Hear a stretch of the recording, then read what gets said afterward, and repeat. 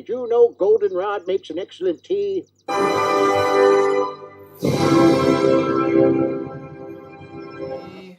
Happy birthday to me.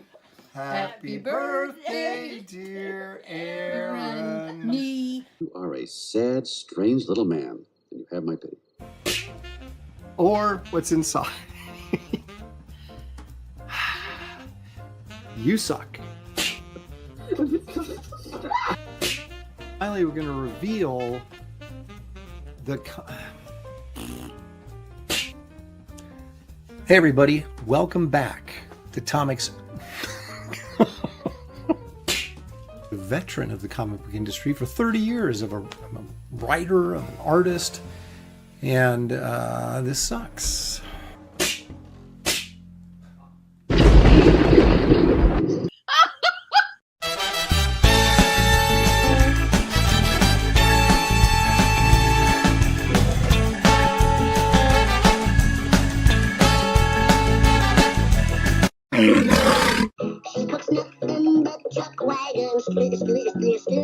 And her name is Minerva. Ouch. She's the flower of the flower. Ouch.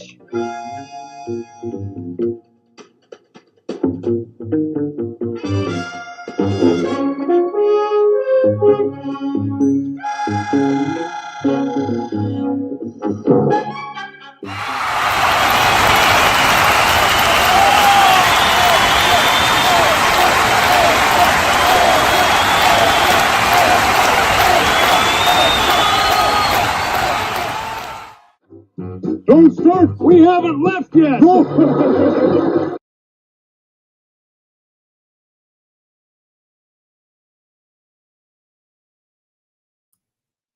Let me try that again. What's up? Didn't know why I was muted. Welcome everybody. It's once again time for Aaron Live. I am Aaron and I'm still kicking. Of course, it's Jaws 50th anniversary this year, if you can believe that. Coming to theaters very soon, I think. Speaking of coming to theaters, yeah, we'll be talking about Superman. I finally went and saw it. I'll just say this as a teaser. When you walk out of a movie and you're not sure how you feel about it, that's probably not a good sign. So we'll talk a little bit about that later on in the show. And yeah, so here we go. It's it's August 10th, 2025. Who would have thunk it? But here we are, more than halfway through 2025 already. And who knows what strange and wonderful things are on the horizon for us. Let's pause a moment here and see who's joining us. Bullet is here, and he says, "More soy Superman talk." And he's crying. I'm not going to focus on that as much. I mean, there's a little bit of that, but I think there's other things that are worth mentioning about that movie. Or is he saying that Superman was soy, or that people talking about Superman are soy? I don't know. Pastmaster Dan is here. Repairman Jack, howdy Aaron, hail Comicsgate. Thanks for joining us. Inconsequential artiste says, Superman written well and honored by his owners shows how great comics can be, but DC usually handles him carelessly. This new film should have been called The Terrifics. That's not untrue right there. Interesting take. Stealth X5 is here. Creative Faye, Pantheon. A lot of Pastmaster Dan greeting everybody and posting links, and we appreciate that, Pastmaster. Randy Howell, all the way from Canada, is joining us. Leg Kick is here because Leg Kick, of course, is always here. Michelle Bowers, Lady with a Sword. Beware. Double Darling is here. JS. Who else we got? Oh, there's Marcus Killigrew.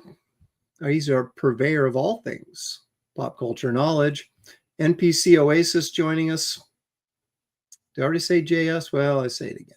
Ronan's here. Yeah, Pastmaster Dan going, oh, yeah, by the way, you're muted. I didn't even hit the mute button. I have no idea why that happened. Let's see here. The Geek Easy He says, I made it here alive after what I thought was just a quick trip to the ER turned into getting my gallbladder removed. Holy smokes. Wow, Geek Easy. Hope you're feeling better. That's, like a major thing. It's not like open heart surgery, I suppose, but, my mother-in-law had her gallbladder removed. What are you going to do? Sequential Treasures is here. The era of the superhero mega movie is pretty much over now. I'm not going to disagree with that, really. Jay Dredd is here. Says night shirt, Mr. Lopresti. Of course it is. It's Jaws. But thank you. Well Read Comics is joining us.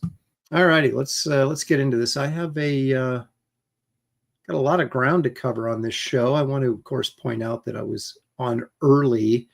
Although all you guys seem to enjoy mocking me for being late, even if I'm like a minute late. I come on early, I get no pats on the back. But that's okay. I understand how it is. Geek Easy says, can't have surgery on what I don't have, a heart, that is, he says. Yeah. Let's take a moment here for a quick little public service announcement.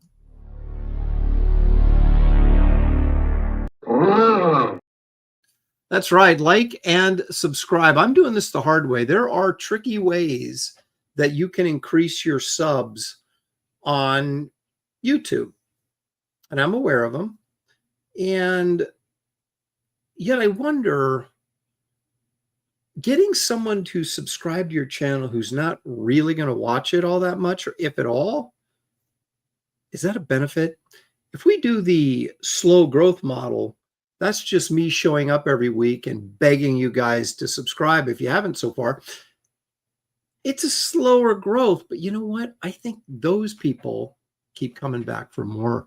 I can't explain it, but I do think that is true. So I'm going to continue with that approach, mainly because I'm too lazy. But also, is it really how many subscribers you have? Or is it how many actual supporters you have when it goes to either being a campaign or a regular watcher or any of that stuff?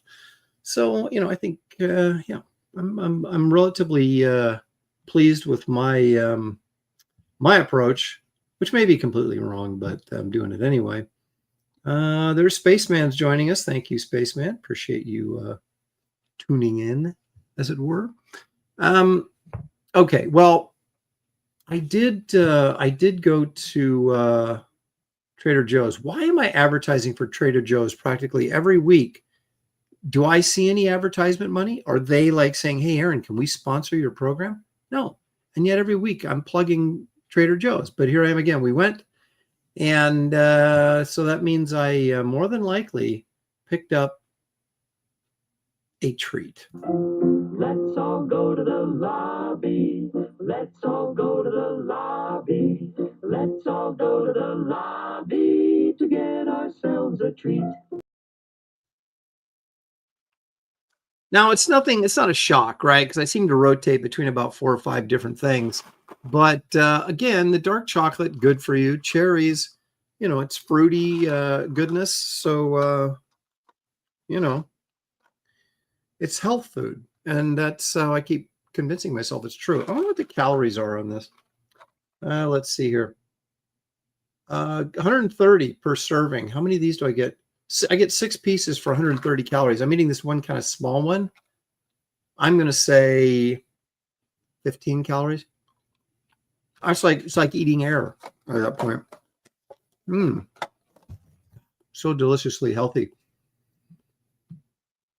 But as I'm breaking the cardinal rule of never eating on camera, let's take a look and see what Frank Frazetta has to offer us today.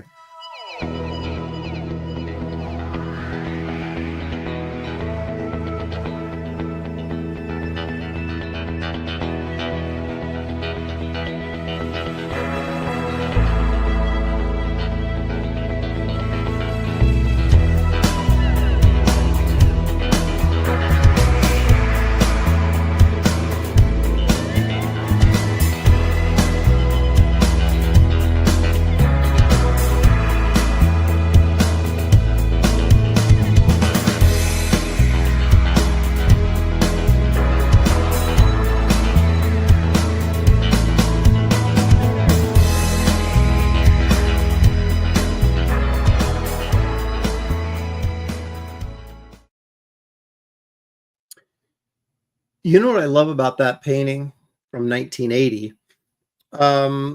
It was like the start of kind of a, I don't know, is this aptly described as a kind of a new wave of paintings for Frazetta? He had his 60s stuff, and in his 70s, where I thought he really did most of his great work was in the 70s.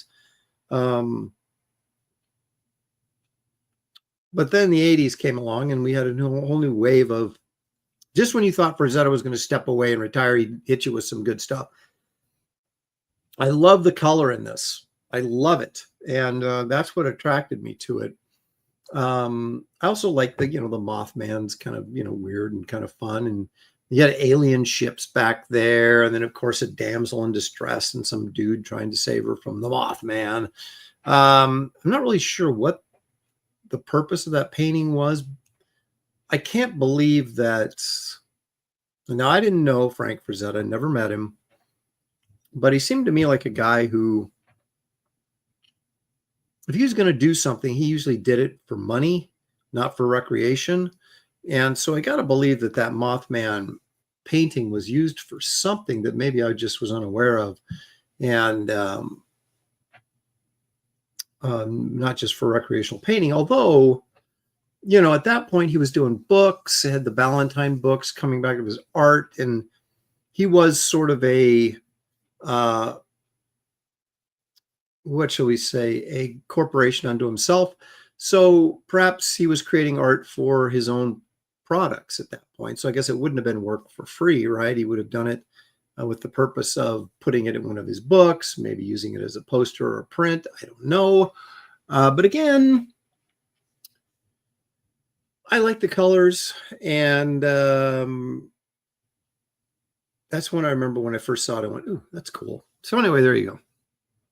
I wonder what we're going to do when we get to the 100th Frazetta of the day, because that's where we're going to do like a Frazetta celebration show. And then he's gone, just like Wrightson. We went through 100 Wrightson pieces. And then we go through 100 Frazetta pieces. Who will be next? Hard to say. Maybe the formatting will change. I don't know. This program is always growing and changing, except for my background. Well, my background changes. Sometimes it's cleaner than other times. Right now, it's pretty cluttered as San Diego stuff. And those books back there, those are books I've been meaning to get rid of. And there they sit for like months. What are you going to do? Hey, Corey Landis just dropped in. Thanks, Corey. Travis Perrick is here. Ronald Shaw is joining us. There you go. There's a few more people jumping in. That's the thing. We just keep filing in. Just keep okay. You know what? Speaking of just filing in. So this is not the start of my Superman review yet, but a little commentary on the theater. I took my daughter with me because I went and saw the Fantastic Four alone, which I used to do when I was younger all the time, because it was like, I didn't care. If I wanted to go see Close Encounters special edition, I was going, even if I had to go by myself, which was usually the case. Because I just loved movies, right? I'd go by myself. Well, now as an older gentleman, like, is that uncool to go by yourself? But I went to the FF by myself, and but I didn't really want to go to Superman by myself. So I talked my daughter into going. She actually really liked it. But I think people that go and see superhero movies that have no comic book baggage in their head before they go and see it are a lot freer to enjoy the stuff when our knowledge as fans gets in the way sometimes of us enjoying a movie just for the sake of the movie. It becomes, well, why didn't they do it this way? It was in the comics and it was better in the comics, and that kind of thing. Kind of like reading the novel, then going to see the movie and then being disappointed that it's not as good as the book. Of course, Jaws was a better movie than the book. And I do know that because I've read the book and I've seen the movie a million times. I've read the book once, but seen the movie a million times. Well, probably not a million times. Anyway, where was I going with this? Oh, yeah. So we go into the theater, right? And now, all right, well, first of all, I go in there, I buy the tickets. My daughter's like, can I get some candy? Now, granted, she's not 10, she's 23, but she wanted like some Reese's Pieces. And I'm like, sure, whatever. So she grabs a bag of Reese's Pieces. The both of us, 2 people, and this bag of Reese's Pieces, $41. $41. I am never going to a movie again. You want to talk about the demise of the movie theater? That's it, pal. Are you kidding me? Can you imagine if I took a family of 4 to a Disney film? It cost me $100 to go see a. Yeah, are you kidding me? So anyway, I was a little ticked off about that. So I'm already grumpy, right? Shock. Go into the theater. We sit down. And now they have this thing, and this started with COVID. And anything that started during COVID is not a good thing. Where you started, like, you get to pick your seat, right? You just don't get, you don't go to the theater, buy your ticket, and just go, you're the first one in the theater, you sit wherever you want. No, it doesn't work that way anymore. So now you got to pick your seat, right? So you're looking at all these seats, you go, my gosh, all the good seats are taken. I'm like, how can that possibly be? This movie has run its course. How can there possibly still be a full theater? So anyway, we picked the 2 best seats we could find. They weren't bad, but still. So I get in there. Movie's supposed to start at 6:20. We get there at 5 after 6. So we're 15 minutes early, right? Like a little bit early for the movie. I don't like to miss any of the movie. I hate coming late. Drives me nuts. So we're there early. Not too early, though. No one's in the theater, right? Nobody. So we sit down in our seats, and people start trickling in. And the movie's supposed to start at 6:20, right? So 6:20 rolls around, and they're still running stupid ads on the screen for candy, for Coke, for whatever. Just the same ads, just over and over and over again. 6:25. Movie still hasn't started. And I'm noticing as I'm looking at the clock, so to speak, people just keep trickling in, right? So now it's 6:30. 10 minutes after the movie is supposed to start, people are still trickling in. And I'm like, what is going on? I almost yelled. I was almost that guy. Start the movie. And what I realized was happening was they pre-sell these tickets to these people and they get their seats. They're not going to start the movie until everybody shows up. So these clowns are showing up at, literally 6:35, 6:40. People, we're 20 minutes late now. The movie still has not started. People are still trickling in, right? So they're holding up the movie because these people that pre-bought tickets are showing up apparently whenever they want. And so the film finally started at 6:45. Are you freaking kidding me? I was so mad. So now I'm mad that I paid $20 a piece to go see this movie and thinking this better be The Godfather. And then I had to wait 25 minutes before the movie started. And then, of course, by then we got to watch trailers, right? Which I used to love. Now they just annoy me. It's like, can we start the movie, please? You already made me sit here and wait 25 minutes. Can we just start the movie? All right. So anyway, we do have a local theater here where that's where I went and saw the FF. And they started right on time. And you didn't have to, you didn't get your seats, just walked in there, got your box of Raisinets. For me, you could get a slice of pizza. They'd even sell you a beer. You walk in, it was $11 for me and my Raisinets. I guess my Raisinets were probably like $5. So the cost of the movie ticket was, relatively cheap. And it's a nice theater. It's, big screen or big enough. And it's certainly bigger than I've got at home. And it was a fine movie going experience. So that's where I'm headed now. They just go into like these Regal cinemas and crap. Are you kidding me? 25 minutes. All right.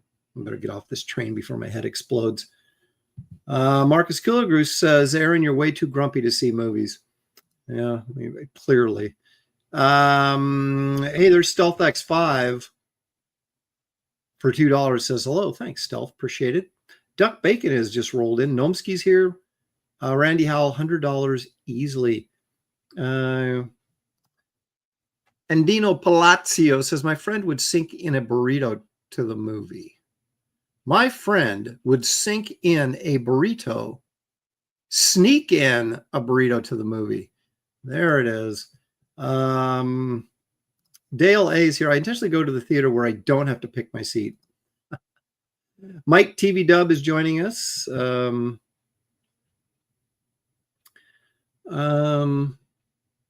Geek Easy agrees with me. He's got some swearing in there, so I'm not going to put it up. But I do agree with you, Geek Easy. John Porton is here. Mike TV Dub. Didn't I just say that? I think I did. Trailers are fun. You're just being a grouch. Says, okay, the trailers are fun. If they start them, if they at 6:20 when the movie's supposed to start, then they roll the trailers, I'm fine. But if I have to wait 20 to 25 minutes, then I have to sit through 10 minutes of trailers, I'm fuming. So anyway, there you go. Travis Perrick for $2 says, not clowns, Aaron, as S clowns. Not clowns, Aaron, as S clowns. Did I say something about clowns? I don't even know what that means, but thank you for the $2, Travis. I appreciate it. Mike TV says, eating a burrito while watching a movie is a great idea. I don't think he really means that. Oh, there's a good point. Being on time is racist. So there you go.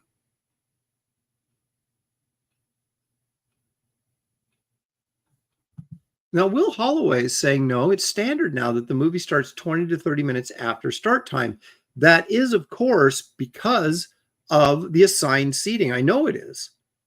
And so then until those people check in or they hit that number, they're not going to start the movie. So I guess maybe I'm going to do that next time. I am going to buy my ticket early, take the best seat in the house, and then show up 30 minutes late and see if my movie has started yet or not. No, I'm not going to do that because I'm not going to spend the money to do it, but I would love to do it as a science experiment.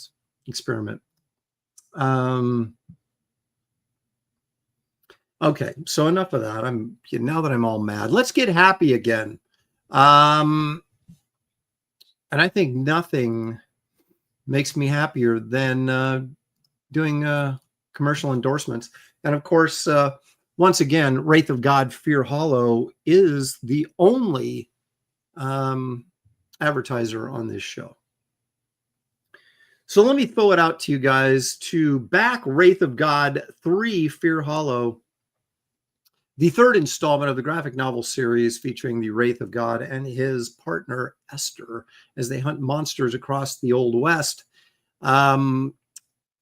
This time they're kind of in the Northeast, but they're going after the Headless Horseman, who has been a thorn in the Wraith's side since childhood. So it should be good times for everybody. You don't want to miss this one, folks. It's actually it's kind of intense, kind of scary in parts.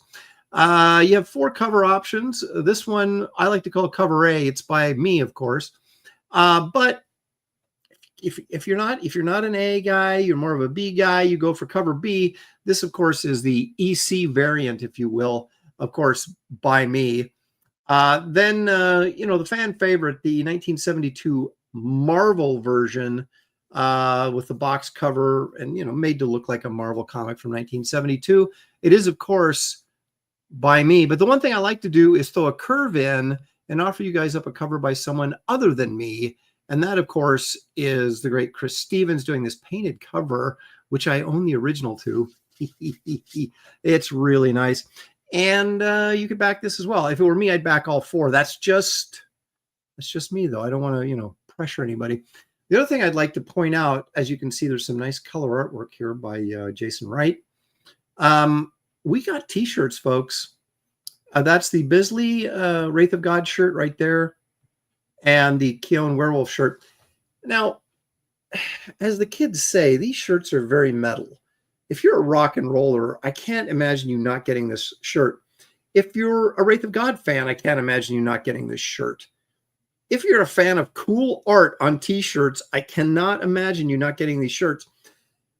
What I can imagine, though, is if people don't get these shirts, that they're going to be coming up to me later going, dude, you got any of those shirts left? And I'll be going, probably not. So order now so you'll have your shirt. And because you'll regret it later if you don't. These are just, I mean, I can really pump these up because I didn't draw them. So I can say this is like quality art from legendary people in the industry. So anyway, check those shirts out and order, quite frankly, with reckless abandon. Look at these stretch goals you get on this campaign. You get the Empire Comics value stamp featuring Garbage Man. Of course, it'll be in color and it'll be in the book. This will be outside the book. This is a sculpture trading card. Sculpture, of course, is from my other title, The Nightclub. She's a superhero. And it'll be colored, of course, in a trading card. And then, of course, you get the trunk trading card also from The Nightclub. Will be in this as a stretch goal in this campaign. So this is free stuff. Also, if you signed up early, you're going to get the Art to Bear Garbage Man trading card. I am all about trading cards. I know it seems juvenile, especially for a guy with a white beard, but I kind of dig trading card sets, so I'm making my own, and you guys are the benefit. You get them for free just for ordering. So there you go. You can get this really cool, groovy Wraith of God Nouveau print, which I'm really quite proud of. Signed and numbered, limited only 500. You can get the Wraith of God Roughs, Volume 3, of course. This is a collection of 48 pages of layouts to the graphic novel. So you can kind of look at the layouts, look at the final art, kind of see what I did, how I changed my mind, perhaps, how I left things exactly the same. It's all kind of fun. These are signed and numbered, limited to orders. That's it. So I'm not going to overprint on this. If you want one, you better order it through the campaign. You can get a shot glass right here. This is number 4 out of 6. So there'll be a collection of 6 shot glasses by the time we get through 2 more campaigns, and it'll have all my IPs that I was going to feature on the shot glasses. This one, of course, is The Nightclub, and it's number 4. You can get these poker chips, which are kind of cool, commemorative set. You've got the Wraith, Esther, and Keown's Werewolf. And of course, if you need back issues, folks, you can get the first issue. This is the second printing, but it has a new cover on it.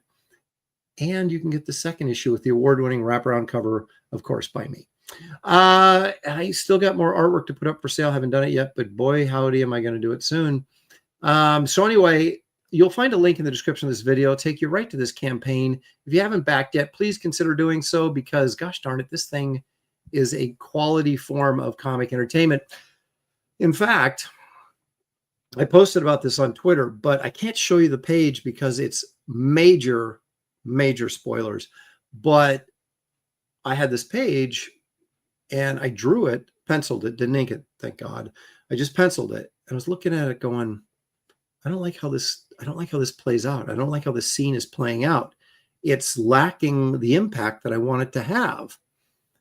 And I'm like, should I split it into 2 pages? Then I'm like, oh my gosh, the script is perfect 64 pages. That means the book will be 68 pages. I've already got a quote from the printer. I'm like, I can't add another page. And yet, the more I stewed on it, and the more I messed around with the panels, I was like, this has got to be a 2-page sequence. So now the graphic novel is 65 pages of actual story. And I don't know that I can cram it into a 68-page book. It may have to be a 72 pages. I'll talk to my printer about that. But so I've added 1 page to this book because I just felt this and I say semi-climactic scene that I'm illustrating right now with only 8 pages to go in the issue needed more breathing room. It needed to be stretched out over 2 pages to have a better impact. So I did it. And that is the beauty of self-publishing, that you can do that. And I'm doing it for you guys because it may cost me more money to get it printed with extra pages, but I don't care. You got to do what the story demands that you do. If I was at Marvel or DC and turned the script in and said, I got to have 1 more page, they're going to say, no, you're not getting 1 more page. It's 64 pages. Bring the script in at 64 pages. And then I would have, yeah, it would work okay, but I'm compromising the impact of this scene by not spreading it out. So I can, so therefore I will. And this is not the first time I've done that on any of my Wraith of God projects. Oftentimes pages get added because as you're laying them out, you write them as the writer and you think, yeah, that works because you have the content of the scene. But then as the director of the movie or the artist, in this case, you're drawing it and you realize I'm losing impact here, or this does not register like it should visually. So then you got to make changes. There it is. Okay, so back Wraith of God for, as I said on Twitter, for some really fine editing. Also, one of the things I'd like to bring to your attention is my web page. You can go to the store. You can back Wraith of God from the web page. You can also go to my store feature. And if you go up here to the top, you'll see that all products, prints, books, merchandise, all these things are broken up into categories. So if we go to books, you'll see that I added the Graybeard Studio Sketchbook Ashcan, the Comic-Con International 2025 limited edition to 100 signed and numbered copies. There's still some left. You may order them. I would encourage you to do so. It's color. It's got some good stuff in it, all from sketches I did on Graybeard Studio. Of course, we still have Kit Carter soft covers. We did uncover some signed and numbered limited edition hardcover copies that I thought were all gone, but I do have, I don't know, maybe 10 more or something. I don't know, down there. And I will also say that the Bisley cover to Wraith of God Blood Hunters there's like less than 10 copies left. That thing is almost gone. So if you haven't got that and you want to get one, I would consider doing so. We do have a few copies of the Kit Carter Planet Doom Ashcan from San Diego 2024. It's got some nice stuff in it that you won't see anyplace else. Kit Carter sketchbook, comic book price guides, other sketchbooks, Garbage Man, Power Cubed, all the Wraith of God issues with the variant covers, all available here. Also, tons of artwork. I keep posting new stuff. I put the Mobius Iron Man up from Graybeards, this Spider-Man that I just recently did while watching Comicsgate Kings, but not participating. Of course, I did a Man-Thing drawing because I'm always doing Man-Thing drawings. Look at that Vision in color there, a little Wolverine action. I've been selling stuff off this page pretty quickly, actually. I'm really quite pleased. So the what's available and what isn't available changes pretty regularly. Also dumped in a bunch of pages. All these Kit Carter pages from the graphic novel that I'm going to sell, they're all up on my website right now.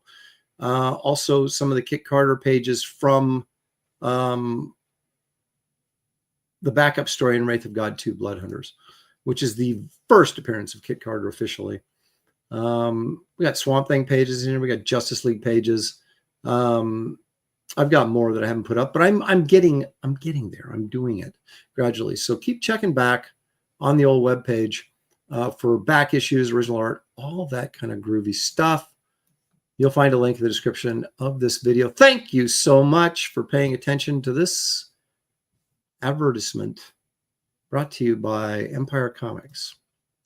Jimmy Owens is here. Hey, thanks for joining us, Jimmy. There's Moromi rolling in. And you guys, all you missed was Frazetta, which is a big miss, but you know, we're moving on here. Angela Curry is joining us. The Art and Times of Jay Ryan. Michael Bancroft, all the way from Australia, is joining us. How about that? Jimmy Owens for 2. Thank you, Jimmy. Can't stay. Sending you, Shelly, and my family love. Thank you, Jimmy. Jimmy's a swell guy. I've met him a couple of times at SummerCon up in Puyallup, Washington. That's an Indian name. I have no idea what it means, so don't ask me. Let's see.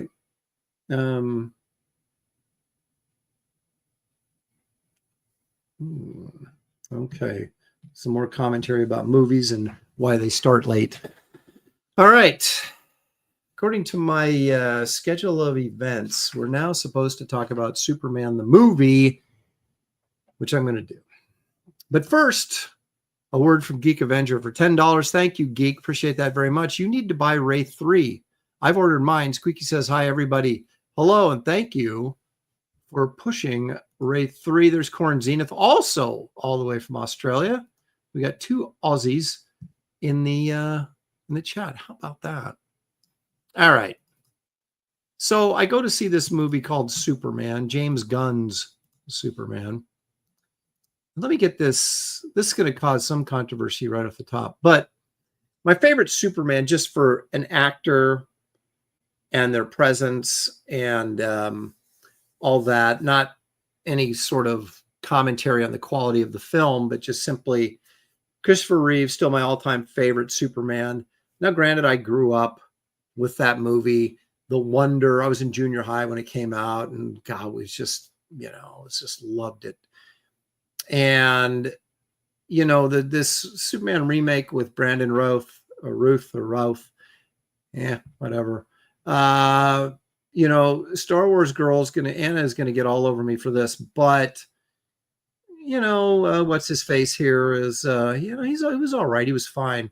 But I got to tell you, I don't like his name, but this David Cornsweet guy, other than his last name, the dude's 6'4". He has a deep, strong voice. He has a nice look to him for the character. I liked him as Clark Kent, although we saw very little of him as Clark Kent in this movie. He's now my second favorite Superman. How about that? Henry Cavill. There you go. And I know, you know, you know what my problem with Henry Cavill was? I mean, he was ripped and everything. That was great, but he wasn't tall enough. He should have been like bigger than all the other superheroes. That was my feeling anyway. And so David Cornsweet, 6'4". I believe Christopher Reeve was 6'4" as well. Both of them went to Juilliard. How about that? So there you go. Yeah, I think it's Corn and Sweat or something like that. It's not Corn Sweat, but it's Corn and Sweat, I guess. But Sweat's in there. And I don't know that I want Sweat in my last name. Anyway, so I go and see the movie. So what did I think of the movie? Well, I'll tell you this. Those of you who follow me on Twitter probably saw the tweet where I left the movie theater and I wasn't sure how I felt. And that's not a good sign. So in other words, I didn't get a really strong emotional reaction from this movie. Now, I did when I watched Fantastic Four. I walked away, thought, oh, that was fun. I'm kind of happy. I kind of liked it. You know, and of course, I went back and analyzed it, and it had problems, but they weren't enough to affect my emotional response to the film. This film, I did not walk away with, wow, that was a blast. I didn't come away with that. And so I had to kind of figure out why. What was I missing here?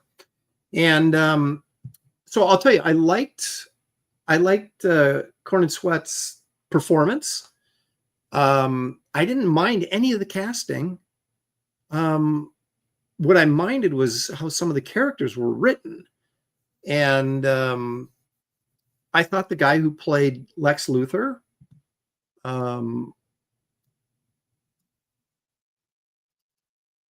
he was like the Beast or something, wasn't he? One of the X-Men movies. I thought he was good. I thought he underplayed really, really nicely and then kind of lost it at the end. I just thought I thought he did a good job. I thought he was a good Lex Luthor. One of the problems with doing a movie like this is saying, okay, we all know the origin. We've all seen it a million times before. How can we do this movie without boring people by giving them information they're already aware of, i.e. Superman's origin? So they basically started right in the middle.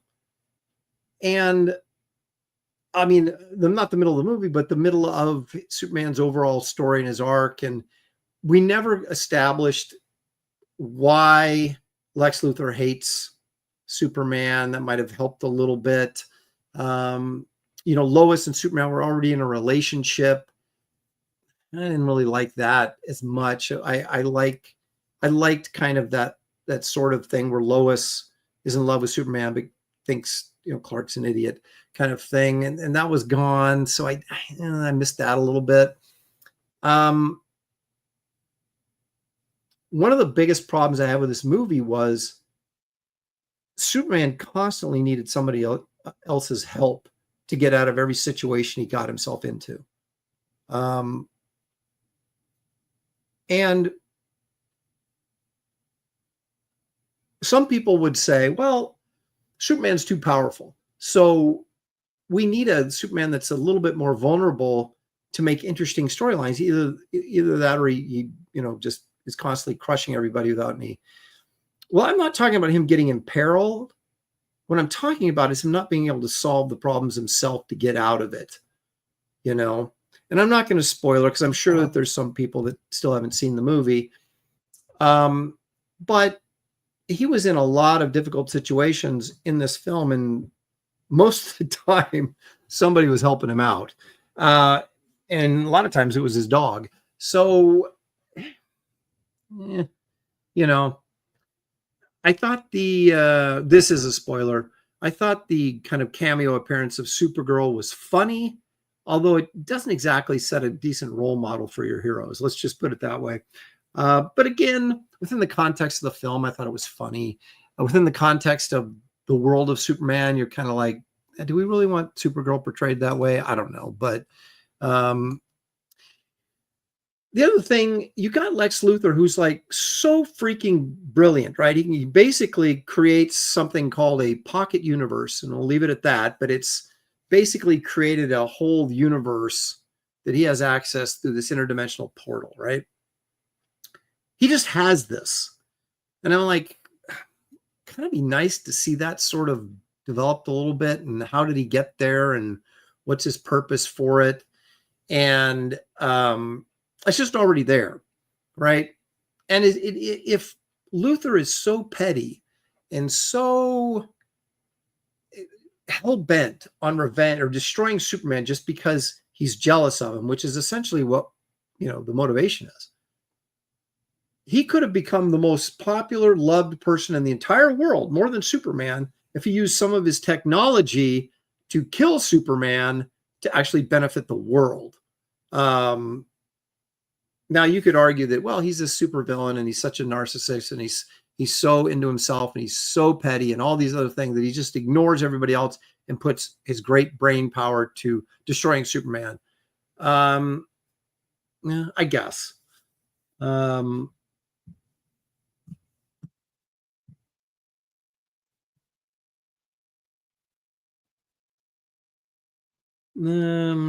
Let's see here. There you go. Alcoholic, irresponsible, ungrateful, foul-mouthed Kara was indeed horrible. Hard to fathom parents getting excited to take their daughters to see that. Michael Bancroft says, I actually like the Superman dynamic, interpreted it as rookie Superman just 3 years in.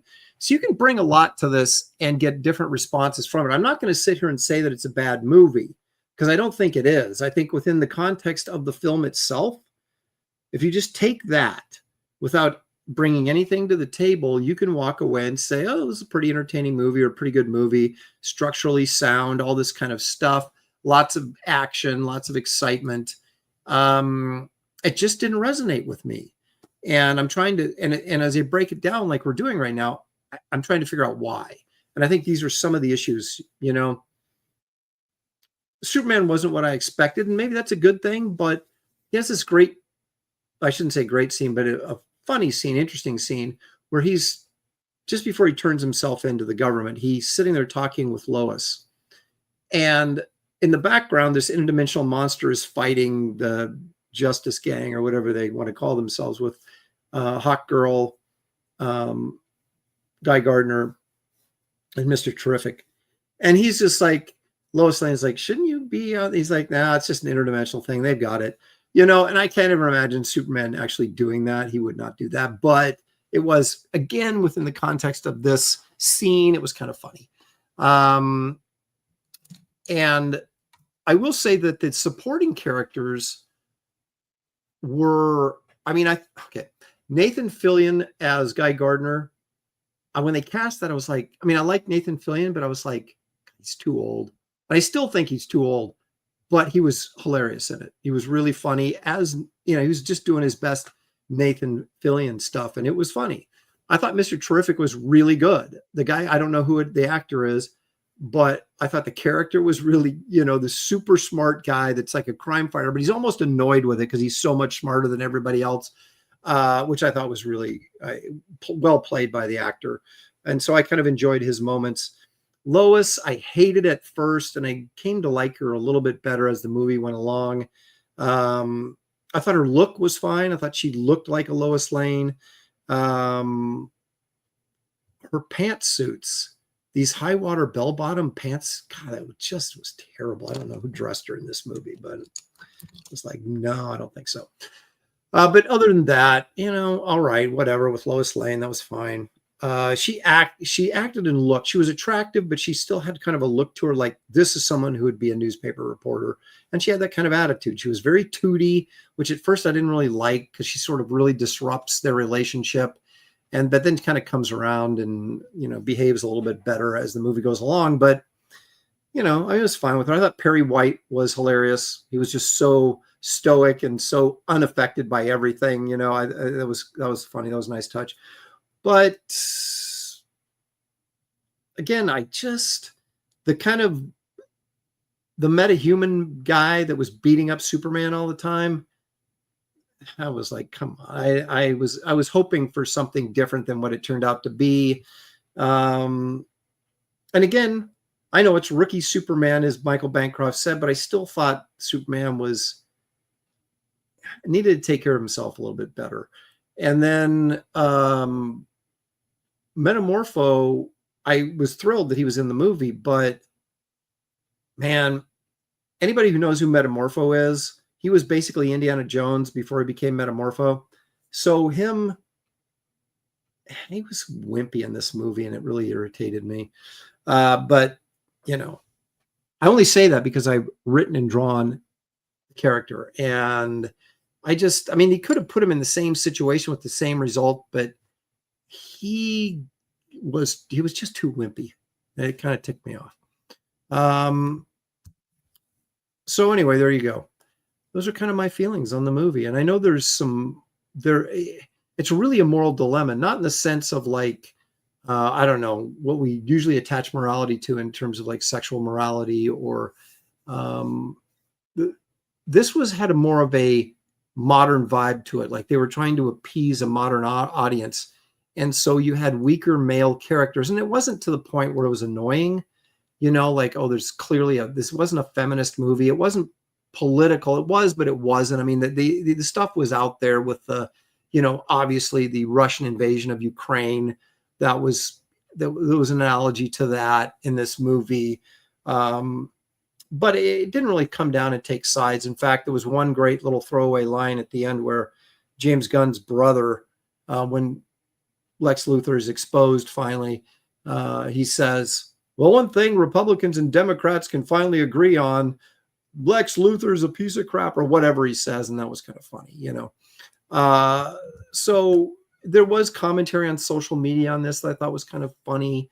The monkeys, typing in stuff on social media, and how quickly social media turned Superman into a villain in this, maybe a bit too quickly, but for expedience sake. But I guess I just felt I wanted a different portrayal of Superman in this than I got.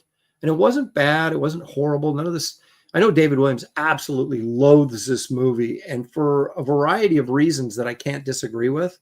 I didn't like the fact that they sort of demonized Superman's parents from Krypton. But again,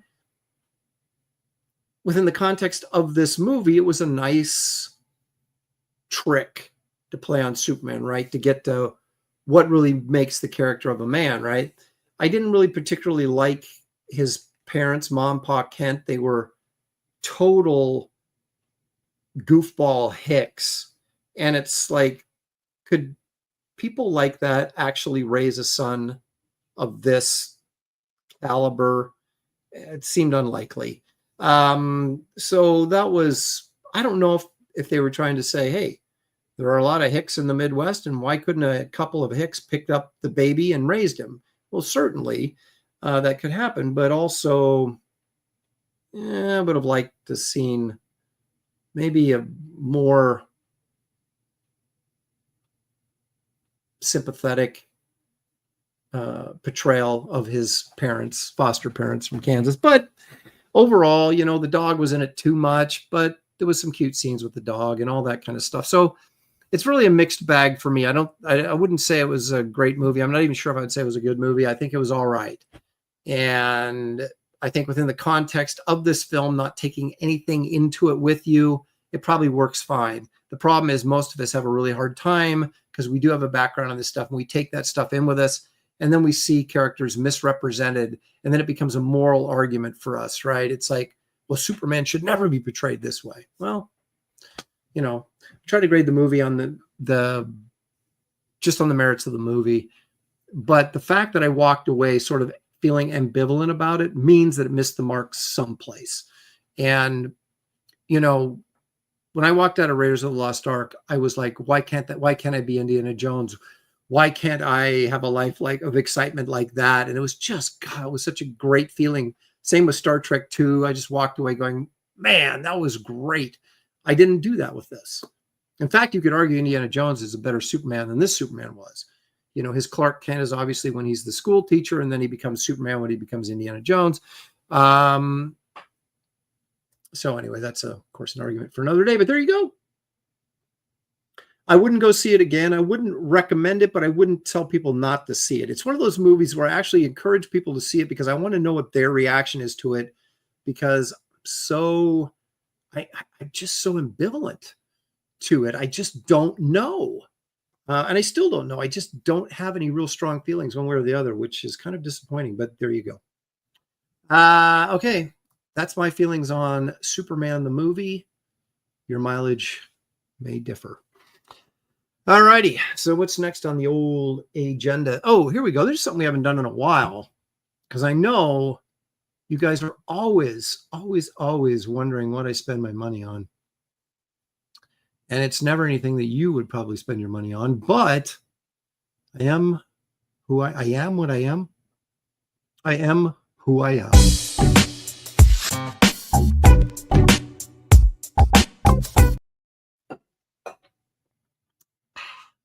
Okay. Actually, I got this a while ago. So I'm kind of cheating by just doing it now. I'm not cheating, but I can't just say, oh, I just bought this. I bought it a few weeks ago, but I haven't shared it with you guys yet. So here we go. This wasn't even on my radar. Yes, of course, it's a comic book. And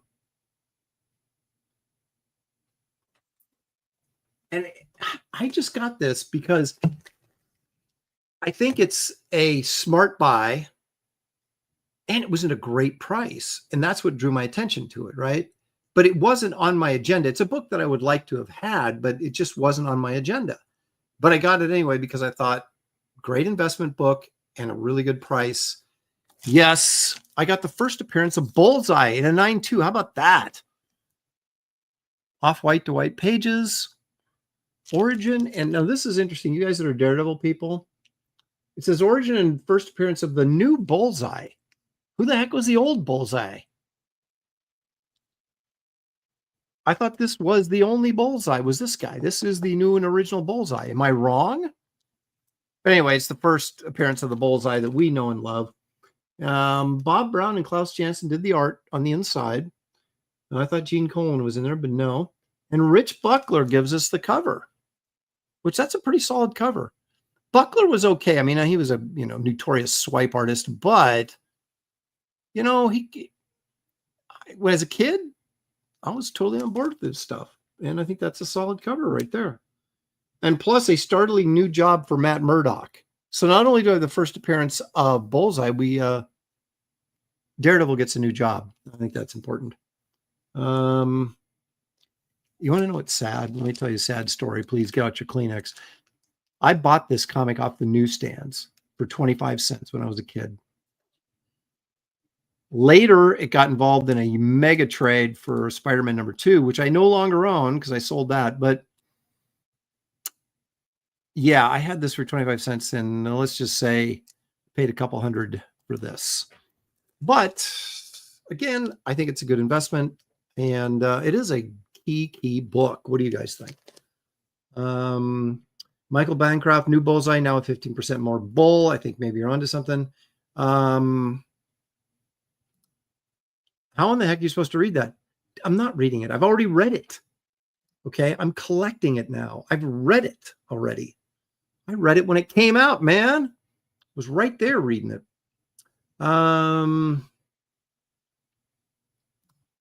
Look at this. Citizen Sonic. I just finished reading Raiders of the Lost Ark 1 through 3 comic from 1981 this afternoon. Buscema and Jansen on the art and Walt Simonson writing, 1981. That was probably, was that Marvel? It had been Marvel. There you go. Indiana's a beautiful balance between an everyday man, relatable, and someone to aspire to be. However, do you notice that with Indiana Jones, they like in the last few years, the whole pedophile thing came up with him and Marion, and I'd never thought of it like that. I always thought when she said, "Oh, I was just a child," that she was just like a young adult, like an 18-year-old, 19-year-old, whatever. So, yeah, she was of age, but she just really didn't know what she was doing. But now other people are trying to say that, oh no, she was really underage and he broke the law and he was this, whatever. And I'm kind of like, I hate that because it sort of sours my perception of Indiana Jones as being this hero. And I don't really know what the true story is. I know people have said, oh yeah, we've got audio of, Spielberg and Lucas talking about this. And I'm just, I hope it's not true. But anyway, she was 15. Okay, so great. So Indiana Jones is now a horrible human being. Great. That's kind of how I thought of it. I took it as she was one of his college students. Exactly how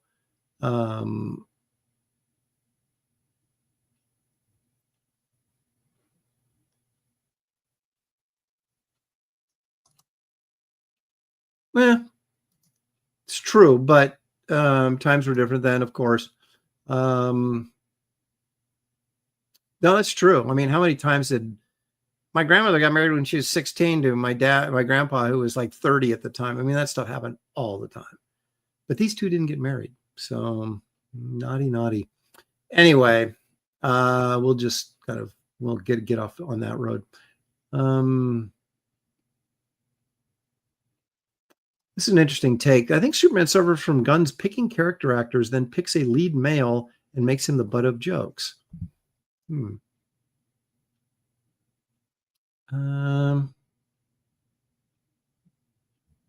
Michael Bancroft says, I enjoyed Wraith of God so much more than Superman. That's what really counts. Thank you, Michael. I appreciate it.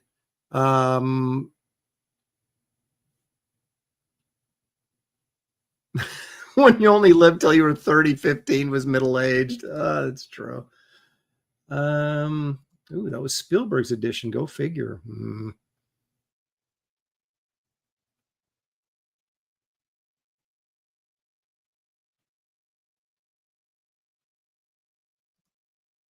Pantheon says Indiana Jones is a maniac. Believe it or not, you look at that second movie, all those people on the boat die because of him in the Cross of Coronado. I'm not blaming him for that boat sinking. That was he was getting attacked, and well, I mean, he was trying to steal the guy's cross, but you could argue the guy had the cross. Well, was that was 3? That wasn't 2. That was the third movie, the Cross of Coronado. Well, yeah, I guess if you look at it that way, I mean, he did try to steal the guy's cross, but then the guy tried to have him killed for trying to steal his cross. So then at that point, all things fair in love and war. Alpha Channel's here. Good afternoon, Aaron. Thank you. All righty, here we go. Okay. So anyway, first appearance of Bullseye. Did anybody answer the question about was there another Bullseye that I'm just not aware of? I mean, there's the Western Bullseye that Kirby did, right? Which I have a copy of that as well, the first issue, which I love that cover. My son does not and chastised me greatly for buying that book, but I don't know, it was cool. Golden Age Bullseye, but that wasn't a Marvel character, so I don't know why they would single this Bullseye out as the modern day Bullseye. Because growing up, I had a whole run of Daredevils. I didn't have number 1, but I had 4, 7, 9, 10, and pretty much up. And I read them all. And I don't remember there ever being another Bullseye in there. So I don't know what that means.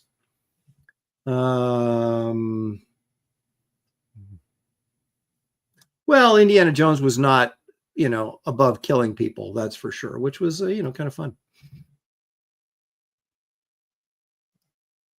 That's true. Indiana Smith, Indiana Jones, much better. Okay, so anyway, there we go. Enough about that. It's one of my all-time favorite movies, and I don't want to be ruined because of that stuff.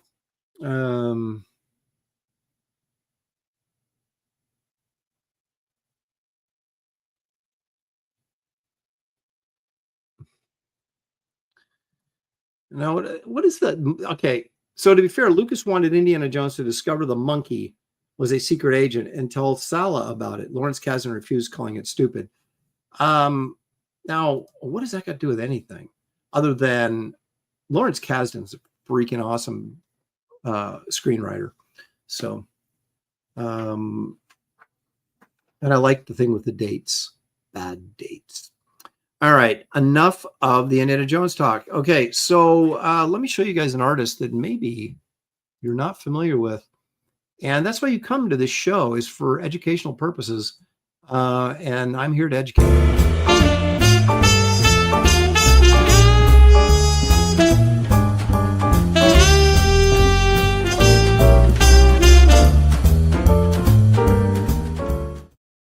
Yeah, we're going to look at some work by the late, but I will say great, Edwin Georgie.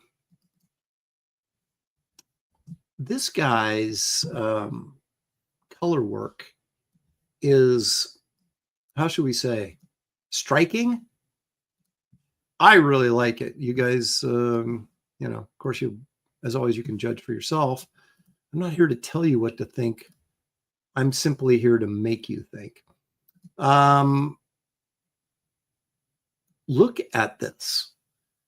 Now, I don't know if the chick did it or if she just discovered him dead there, but look at that back wall. Look at the colors in her dress.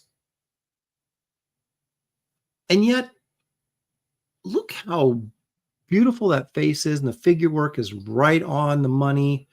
And oh, there's a little blood coming out of his mouth right there. This guy's stuff is trippy, man. And you may be asking, who is he? Well, there's not a lot known about Edwin Georgie. He's apparently they did a book on his artwork, and they interviewed his family, but they didn't give up much info on him. So obviously very private people. But anyway, let's tell you what I do know about Edwin Georgie. He's a leader in the second wave of pretty girl artists, more like pinups without actually being pinups. And that's the kind of interesting thing. He had this, and you'll see more art as we go along here. I'm mesmerized by this piece because of the color work in it. Here's another really nice sort of wraparound cover. But I guess what they mean is his quality was pinup quality, but he wasn't doing pinups. He was doing book covers and those type of things.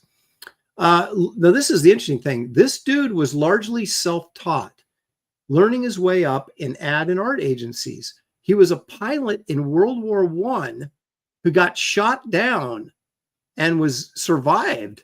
Because I guess they didn't have parachutes or whatever back then. I don't know.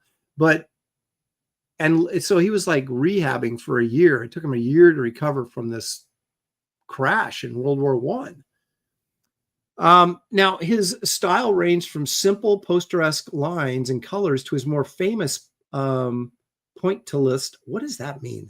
Pointillist pieces with boldly directed light, a unique use of warm shadows, which we'll get to in a minute, and sparkling colors. He did ads for Webster Cigars, Woodbury, Ford Mercury, Crane Paper, Yardley, the Italian line, and more. An in-demand illustrator for Golden Book magazine, Fortune, Red Book, Women's Home Companion, Cosmo, True, Esquire, Ladies' Home Journal, Saturday Evening Post, American Girl, Liberty magazine. But a lot of the stuff he did was illustrating stories on the insides, where you had guys like Rockwell and Leyendecker and others doing covers. He was illustrating those stories on the inside. Now, originally leaving Princeton with the ambitions of being a writer, Edwin Georgie wrote copy in an ad agency until persuaded that he would make a better painter. How about that? Go, your writing sucks, but you're really a brilliant artist. His depiction of sultry, sensual femininity with a bewildering palette of pearlescent hues. That's a great way to describe that. His color work is bewildering because you're like, I would never do that. And yet it's so good. Check out this portrait right here. And tell me how many of you artists out there in the audience would use those colors. Look at this green. Where in the world is that coming from? It works. And she's, oh my gosh, that face is beautiful. So he got blue in here. He's got this green here, this yellow over here, you know, pretty normal flesh tone, right? He's using a green in the shadows and a little bit of that blue right here in the shadows. But then look at that funky hair, man. You don't question it. You don't sit the thing. You see something like this and you don't go, why does that chick have green hair? You just sort of accept it, at least I do, as a stylistic approach. But I don't actually think she has green hair. Of course, bringing the green lighting down here on her arm and her hands helps. You know, if that wasn't down here and it just had green in the hair, you'd probably go, why does she have green hair? But because you put the green kicker light here on her face, then her hair, and then on her body, it really, really works. I mean, it's just freaking awesome. Anyway, with his bewildering palette of pearlescent hues, created a powerful image in 50s America and one of the impeccable morality. I'm not sure I understand that, but his quality of light was unique. The highlights burning with adjacent areas of pink and lilac. The reflected light he loved so much seemed to come from beneath and scattered around the face, giving an almost unearthly glow. And that's pretty much all I've got on him. But I wonder if being self-taught, he wasn't ever bound by any sort of conventional thinking. And man, this is some really, really interesting stuff. And that is a beautiful, as I said, face. Let's see what else we got from him. Look at this again.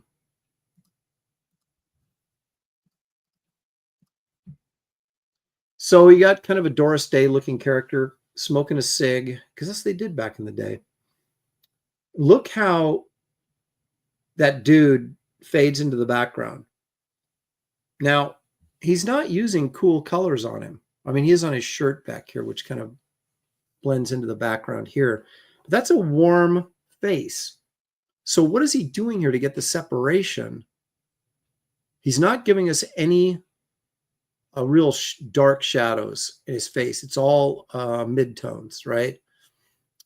And her, though, if you look at the shadow here on his face, it's about the same as the shadow on her. However, she has these really hot highlights on her arm, shoulder, face up here, and on the hair. And that is what he's using to separate her from his background character and really bringing her forward is these white highlights on her dress and on her face. And it's really effective. And it's a lot of times you'll see, like I would do the conventional thing and go back in here with a cool color, like a blue or something over this guy's face. He doesn't really do it. There's a little blue in here from this background, but these are warm shadows on his face. It's just he doesn't do a ton of high contrast back here, and he gives her the highlights that really draw your eye to her. And again, you've got just crazy color going on back there. And you can see yet another, picture of a beautiful woman. This one in particular, it's a little bit on the smaller side. Hopefully this will, yeah, you can see that fine. Again, look at this dude back here. Those are warm colors in his face. Those are not cool colors. But what are we getting? We're getting these really brilliant highlights on her hair here, her arm, shoulders, and of course the white dress helps. But all of this pushes her. Now, if you look at her face, it isn't all that different than his face in terms of color and tone. You got a little bit more green in here on her than on him, but you got those two highlights right there above her brow, there, and on her cheek and side of her face right here. And so your attention is drawn right here. And it's a well-drawn face, obviously pretty. Love the hair, great pose. You know, the curves, the angles, all working really, really well. And then look at that crazy color background again. I love it. I have never seen this guy's work before until I discovered him this week. And I love his stuff.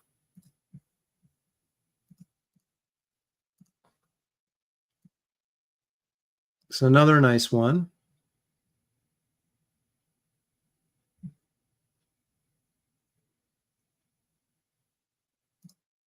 Says, you know, Adam Hughes studies that dude. Possibly. John Durham says, now I want a cigarette. From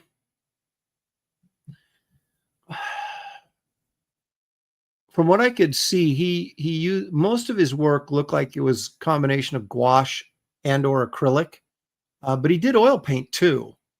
I think I have one of his oil paintings. I know for sure was an oil painting. This, look at that background back. That makes me think acrylic or perhaps gouache.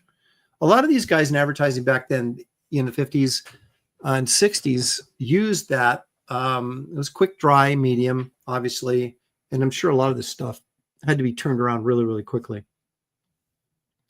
So again, now here he does kind of a more traditional approach of using a blue in his face to knock his face back. But there's still a lot of warm colors in there, but there are some blues in here. A little on his collar there, some blue. And this is white, but it's not bright white, except for right there where the light's hitting it. And then her, you got that highlight on her shadow. And he's partially obscured by this plant anyway, so you're not really noticing him that much. You got this streak of light that kind of comes right across here, right down to here.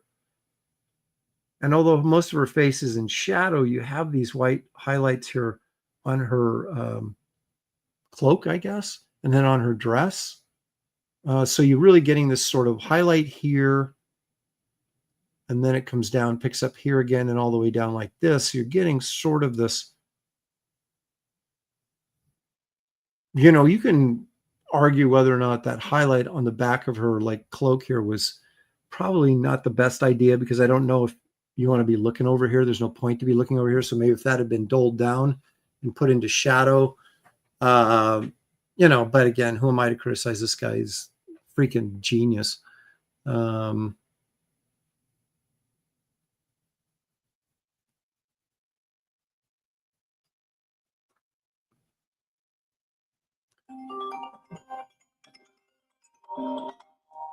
David Williams is calling me. He knows I'm on right now, so I'm not going to take it.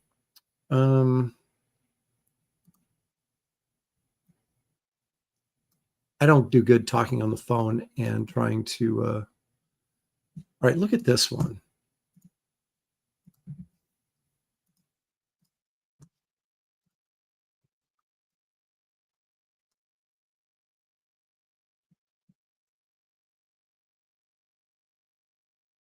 Is David in the chat? If David's in the chat and he wants to come in here and rip on Superman, I'll bring him in to do it. If you're watching, David, and you want to come in, I will bring you on and you can rip on Superman as soon as I get done with this. I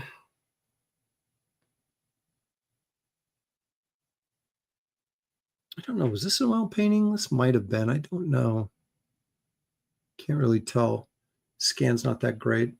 Again, great figure work, very pretty face. This nice warm lighting.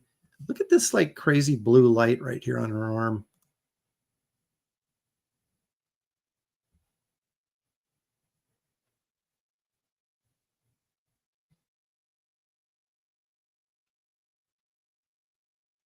I really like this one. This is one of his more subtle pieces, and it still has just a lot of color in it.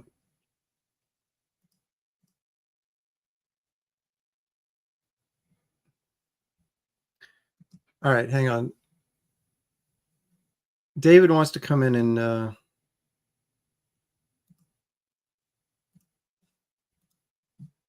rip on Superman, so we're going to do it. God, it's a beautiful piece. All right, hang on a second here.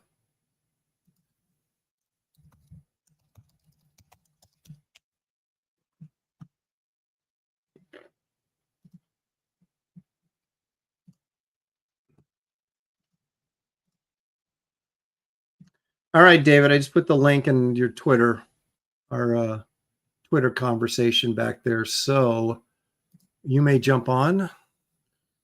And David wrote like a 6-page why he hates Superman. It's pretty impressive. So I do have a couple more pieces here that I want to look at. Again, look at the outrageous color in this piece.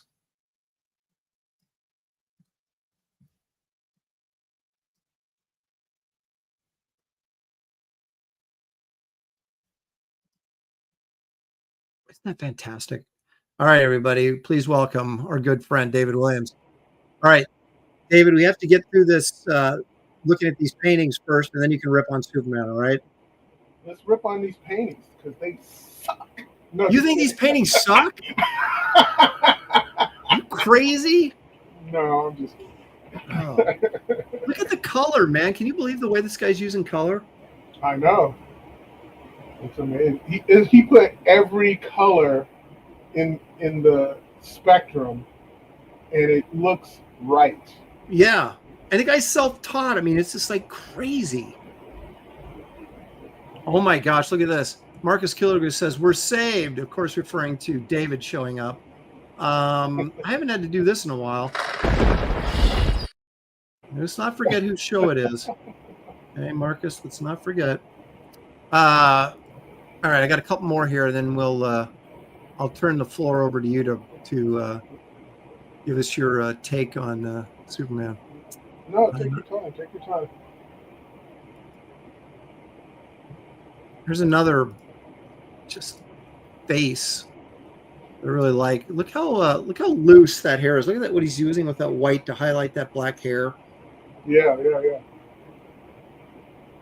Again, he's working there it's like he's using whiteout instead of paint. Yeah. Look at the green in her face. I mean, would you, I mean, I got to start being more ballsy, man, and just start doing stuff like that. It may not work, but at least try it. Yeah, absolutely. Go for it. That's crazy, man. Now, this one I wanted to bring up because I think this is a perfect example of using warm colors in shadows, which we just don't do. This guy's face back here, that's all warm, right? But he's using the highlights on her in the foreground to get your attention on her rather than the dude back there. Yep. Those highlights on her finger and the cigarette, and look how hot that hair is right there. That is like, it feels like pure white. Yeah. And she's surrounded by those white daisies. Her skin tone's a little lighter than his, but not that much. He's using highlights to get that separation, which I just think is really, really cool. You know, Brian Stelfreeze taught me a thing, like back in the day, like how he does his colors. His are like super extreme, but yeah, you could dial it back a little. But he said he does all of his shadows in purple. You know, and it makes sense, and you can almost see it in some of these classic painters that they'll use a purple or a purple-ish color for their shadows, and then they paint over it. You know what I mean? Mm-hmm. And so you have that. It depends on the purple. It could be a little bit more warm or cool. You know what I mean? Yeah. And look at her cheeks. You can almost see the purple in there. Yeah, right up here and right under her eyes. Yep, kind of that. Well, mauve or that purple is such a great. It works really well as flesh tones. And there's an oil painting color. I don't know if it comes in other mediums. It's called Mars. Is Mars red or Mars violet? Something like that. Mars something. It's either red or violet. But it's kind of a mauvish purple color that Rockwell used to do like all of his underpainting in, right? And just because it really, then he'd paint over the top of it, but it blended so nicely with flesh tones that they'd always use it for flesh tones. And you can see that kind of here. And that probably was one of the reasons that Stelfreeze went that direction. Yeah. All right, here's the last one. Now this is just like, look at that. Whoa. Wow. That's awesome. You got that really bright, then you got that blue, right? That blue, the bright yellow on her sweater in the door. Like you got this really intense sunlight coming in. And then he's using blue for the shadows. And it's just like, man, it's like almost impressionistic. What's really cool about it too is those really hot greens to pop out her silhouette. Yep. So nice. It's just like, I wouldn't have thought to do that. No, it's crazy. And then look at back here. This chick almost gets lost in the background. And then these two girls here are just, you get the one highlight of the one girl getting hit by the sun down here on the floor, but the rest of this is just really impressionistic. Who has the balls to do like a shadow across someone's face like the way he did in that girl down at the bottom, right? That is just crazy. I know, and it's so harsh with that blue, you know. Yeah. And yet it's just such a great example of these guys were always such masters at getting you to look at what they wanted you to look at and not pay attention to the other stuff. And just the texture and everything in the background, just crazy. But anyway, this is Edwin Georgie, you guys, and apparently there is a book on his work out there. It's probably super expensive. Like they always did these, like in the 70s, they do these art books, and then they had small print runs and they just disappeared, and they cost a fortune now to get them. But I don't know that for a fact. I haven't looked it up, but I'm going to check into it because I love this guy's artwork. Really, really cool. All right, let's backtrack a little bit here, and we'll invite David Williams to explain why he hates Superman so much. There we go, David. Take it away. Well, did you already? See, I just got here, but did you already give your opinion of Superman? I did. I walked away. The way I judge movies anymore, and I wrote this to you in our chat, that I view everything as an emotional reaction at first. How did I feel about it when I came out? Did I feel good about it? And this movie made me feel very ambivalent. I was like, I had really no reaction to it. And then after I let it sit for a day, then I go back and sort of analyze what I saw and try to figure out why I liked it so much or why I didn't like it. And I liked the casting of this guy as Superman. I thought he had a good voice. He had the stature. His look was fine. The portrayal of Superman, one of my biggest problems with the movie was he always needed help to get out of a jam, it seemed like. Yes. And I thought, well, how super is Superman if he's constantly needs someone to bail him out? And I thought the guy who played Lex Luthor was really, I thought he was good. I thought his performance was good. But kind of along the lines of things you mentioned, it's like he creates this whole pocket universe, which just is there, right? We get no background on that at all, which I was kind of annoying. And then he's got all these, if he hates Superman, he's so petty, so jealous. If he wants to be the most popular guy in the world, use some of that technology to help the world, and he would be the most popular guy in the world. Exactly. But instead, he just uses it to thought. But anyway, go ahead. I said, yeah, that's what I saw immediately. And they didn't have anything really that warranted such ire that he had towards Superman. And when they did explain whatever it was in the third act. You don't do that. You explain it early on so you have people to go, oh, okay, I understand the motivation. This guy was just a twat all the way through. And this, you know, you're going to call me like a Snyder bro or blah, blah, blah, blah. It's not about any of that. It's not about any of that. It's about how the fandom turns a blind eye. But first, they have their lasers focused in on all the crap they didn't like with Snyder, but they forgive it when Gunn does it, but he does it even more. You know what I'm saying? I'm like, wait a minute. I thought this was a bad thing. You guys castigated a guy and threw him out to the wolves, you know, for doing X, Y, and Z. But this guy comes along and does it, but puts a joke in it and it makes it right. You know, I'm like, this is a bunch of crap, you know? So I'm looking at it through that lens. But looking at the film itself, so many things just didn't make sense. As much as they tried to put logic, you know, and I'm using air quotes in there. Mm-hmm. I'll get to the here. Here are some of the little petty things that I had issues with. You know, like the Superman robots. You know, they're there for who make are those Kryptonian or did he make those robots? You know, and why did he program them or have them call him Superman? It's like, no, when you're at home in the Fortress of Solitude, this Kryptonian thing, you're Kal-El. You're not Superman to them. You know what I mean? Mm-hmm. It comes off like an egomaniac. You know, and I'm like, that's why I have sometimes issues with the idea of Ma Kent making Superman's suit and putting the S on his chest, and he goes out to the world and tells the world to call him Superman. He wouldn't do that. You know, he has these powers and abilities far beyond those of mortal men, but he's humble about it.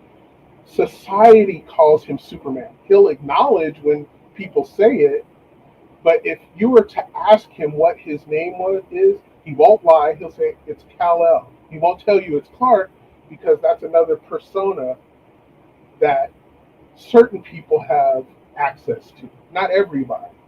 You know what I mean? Mm-hmm. So for him to tell his robots, "Hey, call me Superman when I'm at home." What? It's retarded. I mean, and also, Gunn does this thing that annoys the heck out of me. When he does a serious thing, he undercuts it with a joke. Superman, you're establishing that he's getting his butt kicked nearly to death. And he calls out for his dog that comes and abuses him just for a joke. Wait a minute. Why didn't the Superman robots come out to come and get him? He was less than a block away. You know, why didn't the security around there go, hey, you know, whoa, Kal-El needs our help. Let's go out there and get him. You know what I'm saying? Yeah. They monitor the world from wherever he is. They see what's going on. How come they didn't see that he landed right there? What the heck is Crypto doing outside anyway? They're supposed to be monitoring him so he won't be doing danger to people. What is this crap? You know? So within the first 5 minutes, I'm already getting pissed off. So I'm saying, okay, I'll let this go. He has to get it out of his system with his jokes and whatnot. So maybe it'll get a little bit better. Okay, now he flies back, you know, and he gets into a fight again with the thing that already kicked his butt at maximum strength. Right. They told him, look, you're only at, 80%. What does he think he's going to do? Now Superman is stupid. And he deserves everything he gets. So when he gets his butt kicked, why didn't Lex kill him then? He could have just killed him with the Hammer of Baravia and just left it and then never visited the Hammer of Baravia again, destroyed the suit and said, well, we don't know where he went. Oh, well, Superman said, oh, too bad. You know what I'm saying? Yeah. Well, no, I mean, these are sort of like, you know, the question is when you're watching a movie, how closely are you into that? Or are you just kind of superficially watching stuff? But I did question, I was like, wait a minute, he just got his butt kicked almost to death And yeah, he's Superman, but why don't you come up with a new plan? Why just Yeah, go fly exactly. back in and start punching again? That didn't make any sense to me either. Exactly. Look, Leg Kick says the robots refuse to monitor crypto. There's your answer. See, but that goes into, there's another dumb joke that Gunn does that undercuts the importance of what just happened to our hero, that you're trying to make our hero. He didn't seem much like a hero through this whole entire thing because every other hero had to come and help him out of the situation. It's And true. That's the first thing I noticed. I was like, come on, man, this is Superman. I'm like, where is Superman at? You know? Yeah, exactly. Well, as I just he was a hero to a squirrel. yeah, he saved a squirrel. I said this came off like a movie about a regular guy with superpowers instead of Superman. Yeah. Right. Yeah. And okay, so you also took you had issue with what they did to his Kryptonian parents. Man, that was so egregious. Because first of all, Hollywood likes to do this. They like to shit on parents, you know. And granted that he wanted to make Ma and Pa Kent good, but the Kryptonian parents, for one, he has this well put together video that they did before they send him off. Wait a minute. They should be in a panic that they have to send off their child. Like the planet is literally about to explode. Why are they standing there so stoic and looking nice and all this? It was, I hated it. And then the fact that they made him want to be virtually like a ruler or a dictator over this world and take wives. Laura should have slapped Jor-El in the face as soon as he said it. Said, "What the hell are you telling my son?" Yeah, you know what I mean? He said, "You don't got that kind of pull here. Why are you telling this to my son?" You know what I mean? It didn't make sense. Okay, and also you also took exception to his Kansas parents, his adoptive parents. What are your feelings about that? They made him hillbilly. Like, oh, Clark and Blake and Gunn, and I hope you're eating well, and all that kind of weird. And I'm like, who is this? I never read the comic book and got that sense of that's who they were. You know what I mean? Fine. I'm not saying that doesn't exist, but man, come on. Well, my feeling was I was uncomfortable with the way they portrayed his parents simply because I thought, look, if you're gonna like depict these people as sort of kind of country bumpkin white trash hicks, that's the kind of kid they're gonna raise. He's not gonna be exactly. this Why kid did he that goes talk to so Metropolis. well? And what if Clark? I would have gave him credit if he would have made Clark talk that way, or Superman. You know what I mean? Or say Superman puts on an affectation not to talk that way, but Clark really does talk. But hey, Lois, he almost talks like Matthew McConaughey. You know what I'm saying? That would have been interesting. Would I have liked it? Ultimately, no, but it would have been interesting. Yeah. Yeah. So let me go let ahead. me go back to the parent thing. The parent thing, what they're trying to do. The overcorrection on what he's doing away from Snyder was too extreme, and I think Snyder went too extreme with trying to make him Christ-like. There's nothing wrong with that, but you got to show that he's flawed somewhere, that he's not Christ. But the parallels are important because what these guys were trying to do, and if you're going to say, oh no, it's the Moses story, well, Moses is a story that was told to show a picture of what Christ was to do. Right. You know what I mean? And right. So if these characters are Christ-like, and these are, Kal-El is the only begotten of, the house of El. You know what I mean? So why are you going to sully that father? You understand? What's the purpose of sullying that? You know what I mean? In the subtext, And so that's where I go, yeah, I don't like that at all. Why couldn't he just have really good parents on both ends, that these people were sacrificial enough to say, hey, we're going to have this kid and we're going to save this kid, and we hope that he has a good life even away from us. What was the story of the biblical story where was it David wanted to see whose baby it was? These two ladies were claiming they had a big hunt was stolen. King Solomon. It's King Solomon. Oh, thank you.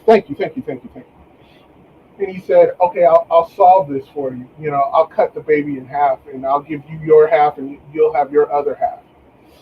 And the one mother said, fine. And the other mother said, no, absolutely not. Just give her to the other lady. And David knew exactly who the mother really was, right? That is like what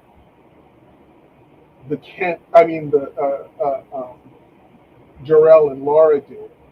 They said, look, we rather him go live over here and be with them instead of die with us, so that he could go on.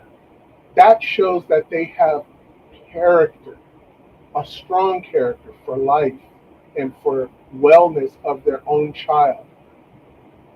Not this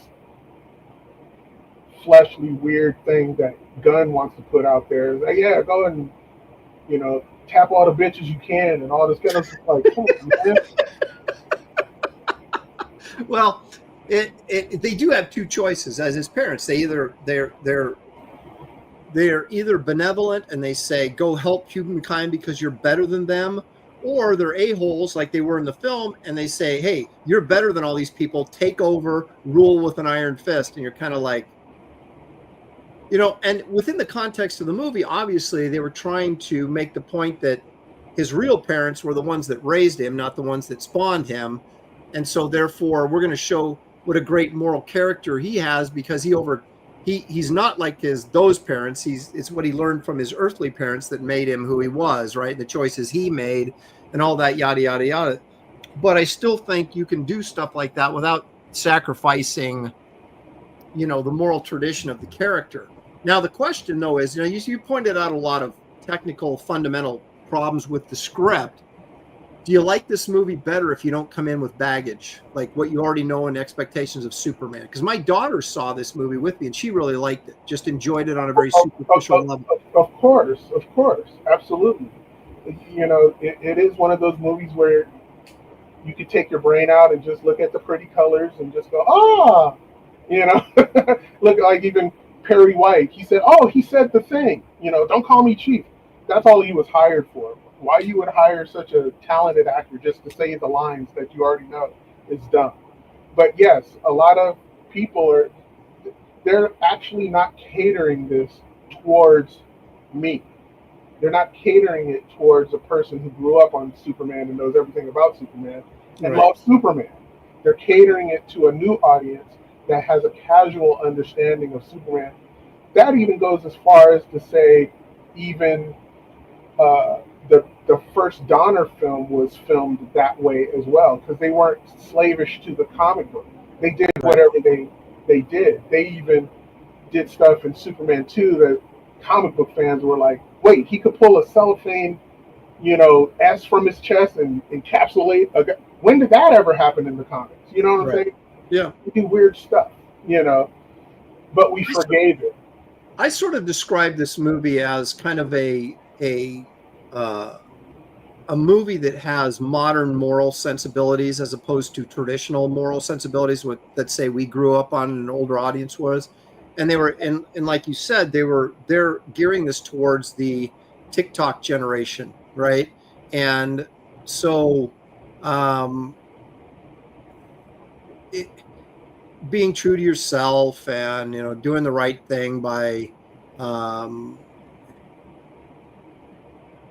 just by your own standards or whatever that is. And I mean, he was morally bent on doing the right thing, which most people would agree was the right thing. But I just felt the way that all this was handled was very much modernized version of what maybe a contemporary audience would accept, as opposed to what a traditional moral take on the character and the family and all these kinds of things. I mean, some of that stuff was in there, but it was very, I don't know. It lacked that sort of traditional masculinity and the I would have liked to have seen. I didn't like the fact that him and Lois were already together. I still like that dynamic of Lois not knowing Clark Kent, or knowing who Clark Kent really is, and she's like in love with Superman, but she's annoyed with Clark, and you have that dynamic. It's a fun thing, and it was just completely not in this movie. And they all fall for this trap of always having to do Lois, Jimmy, Daily Planet, Perry White. You could tell stories about Superman without any of those trappings. It's true. I want to go one more thing back to Jor-El. Like, he could have had a message in there to make them good. Like, he could have said, you're going to have all these great powers, but if you ever think that you're better than them, that will make you weak. You know what I mean? Yeah. And so he holds on to that. And that's what keeps him from not ruling over people. And also what his earthly parents did. He sees how they are, that makes him want to cherish people. You know what I mean? Just like he cherishes his parents. He wants to look at society as a glass half full, not empty. Mm-hmm. You know, he never wants to get past, just even it took until the end to where Clark or Superman said that to Lex in the end, even kind of in a whiny way, when he says, see, you don't even understand, man. You don't get me, man. I'm as human as everybody else. It's like, dude, just say it in a normal Superman way with some power, with some, be a little bit more control. He was too triggered in this thing. That drove me crazy. Gunn wanted to make him like a person of today. Yeah. But a geek or a nerd that Superman would never even entertain repeating the word super shit. You understand what I'm saying? Yeah. Well, okay, so the one thing I did like about this movie, I thought Mr. Terrific was really good. I liked the actor that played him. I liked how he played that. He was almost annoyed because he was so much smarter than everybody else, and yet that he had to like help these mental peons all the time. I like the way that guy came off. Even though I hate that T mask, I just think it's ridiculous. I don't know who designed that, but anyway, that goes back to the comics. And I thought Nathan Fillion was bad. I thought Nathan Fillion was too old, but I still thought he pulled it off. I thought he was funny, so I was fine with that. I thought Hawk Girl lacked the physical stature that she needed. I wasn't really thrilled with that casting. More like a parakeet. Yeah, exactly. And you took offense to her dropping the Russian premier or whoever that guy was to his death. It was Benjamin Netanyahu. Was it? Now, are you sure? Because this movie was made before. That was such a Jew stereotype. I hated it. It's like get some racist leftist nerd to draw a crazy Jew. That's that guy right there. Well, see, that's originally that's what he's saying. I thought that whole thing was Israel versus Palestine. That's all it was. Well, that's what I thought, but this movie was made before that really happened, didn't it? Wasn't it more Russia versus Ukraine? No, they were still fighting about it. They were on the midst of fighting about it. And matter of fact, I think Gunn changed what he originally had before he made it that, because he had a whole different different actor for that guy. Hmm. So this is a hot mess. And I was just like, dude, keep your political opinions to yourself. You know, in Guardians of the Galaxy, he had the opposite view because he made Ronan the Islamic terrorist, and he made the Nova Corps basically Israel. You know what I mean? And where they were living, and they had the big star. It might as well have been the Star of David on their capital and stuff like that. And I was like, dude, you just did the opposite, but you just flipped it over here in Superman. Interesting. Well, I mean, he was obviously referencing one of the two. I took it as Russia, Ukraine because of the guy's accent, but I can easily see how you take it as the other as well. But those were all Middle Eastern people. So true. Why would you think it was Ukraine and Russia? Well, I guess that's a valid point. But yeah. So anyway, you know what? Wait, one more thing. Yeah. When he went into that pocket universe, didn't he hand him a bagel to eat? I don't remember. I don't. And he goes, "Oh, he said, oh yeah, that place is great. I'm gonna have some of those in my part of the land that he takes over." And I'm like, wait a minute, this movie, Lex, is about land again?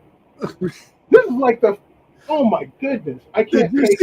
Did you see what on the map? What the name was? It was like, it wasn't Lutherville, but it was Luther something was the name of the. Yeah, it was something so stupid. I was just like, okay, I wanted to get up and leave. You know. Jiminy Cricket says, laugh out loud. It was a donut. It wasn't a bagel. Might as well have been a bagel. I don't care. It's in that shape. It's a bagel. I don't care if it has sugar on it. All right. So David gives this 0 stars. I'm going to give it 2.5 out of 5. But there you go. There's our take on that movie. Since you're here, why don't you stick around and we'll take a look at some Garcia Lopez covers. Oh, yeah. All right, here we go. I'm going to run my intro here. I'm going to grab a bagel first. Here we go.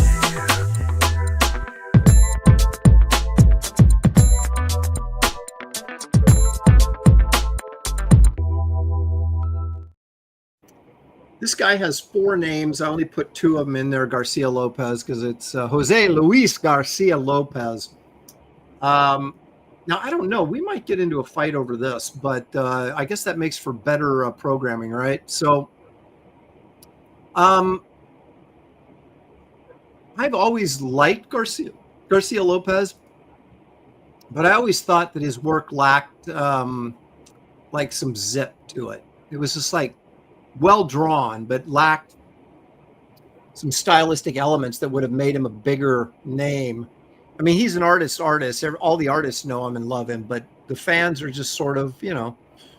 But let's take a look at some of what I think are his better covers over the years. And we'll get some comments here from David. We'll start with Batman. Why not? I kind of like this story actually quite a bit in Legends of the Dark Knight. But this was Venom.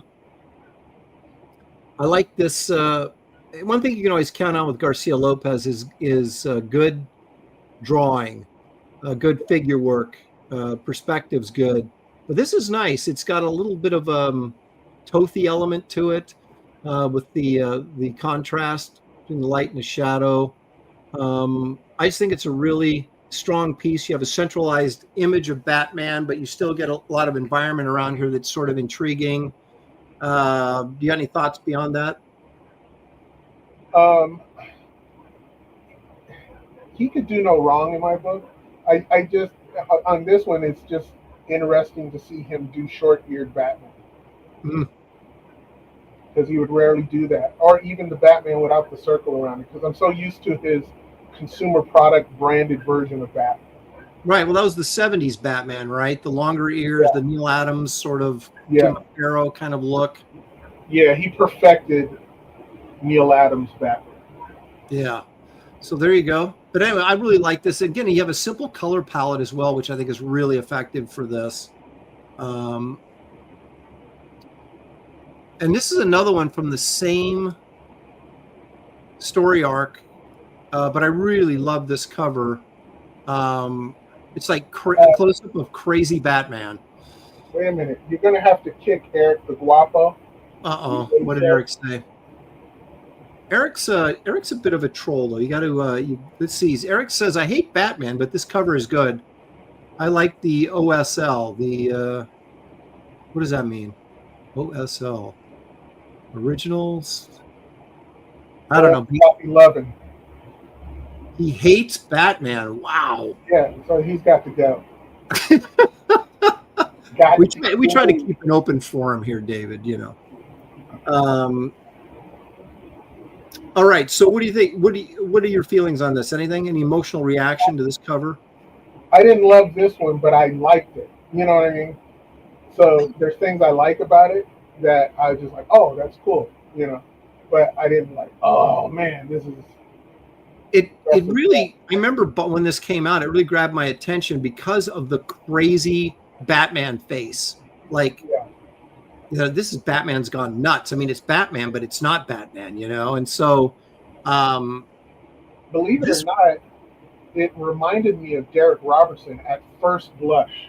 Really? Those guys are so diametrically different because Derek would do a close-up like that and put the stubble and put 1,000 teeth in someone's grinning face and all that kind of stuff. So when I first saw it, and then I studied what the line work was doing, I said, no, that's not Derek. And I said, oh, okay. Yeah, I mean, Derek's line work is not, it will just say it's not anything like this. We'll just leave it at that. All righty. So how about, let me see, where's my, here we go. Here's another Batman one. Wow, how did I get so many Batman? Garcia Lopez is here. But here, this is more of your 70s Batman. This was the John Byrne miniseries, which was interesting that Garcia Lopez did the covers for it. Why Byrne didn't do his own, but this is a very sort of Neil Adams-y kind of pose too. Very much, very much.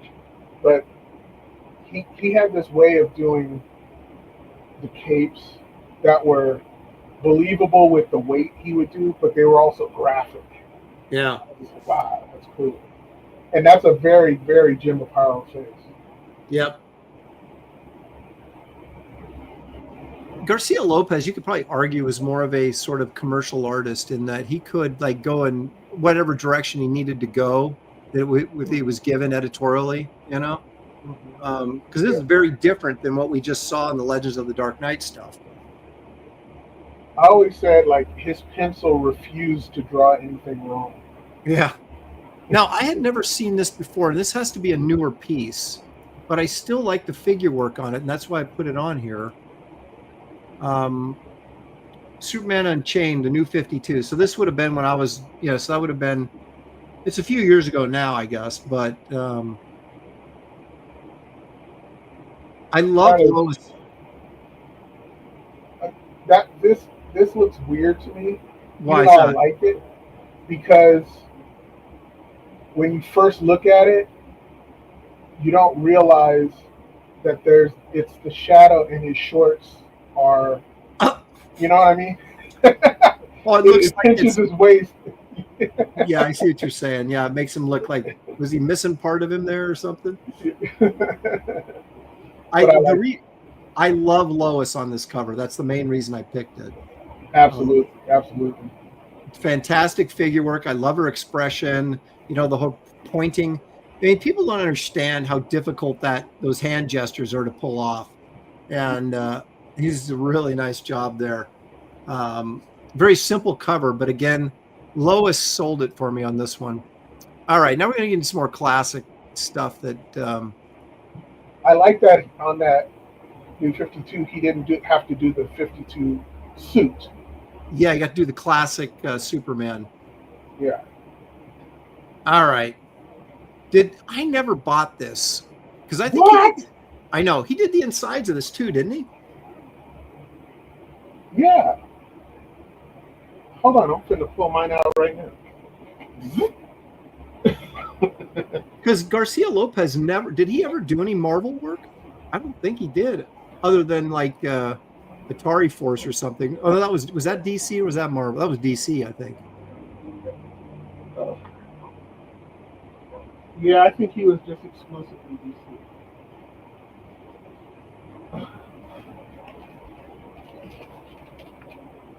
Ink on Paper says this was his best work ever, was this book. I guess I'm going to have to pick it up. I just, I remember seeing this and going, Batman would get crushed by the Hulk. This is a ridiculous team up. And I never even read it. And now years later, I'm kind of like, I probably should have read this. There we go. There it is. Flip some pages in that. Let's take a look and see what we got here. I made you full screen.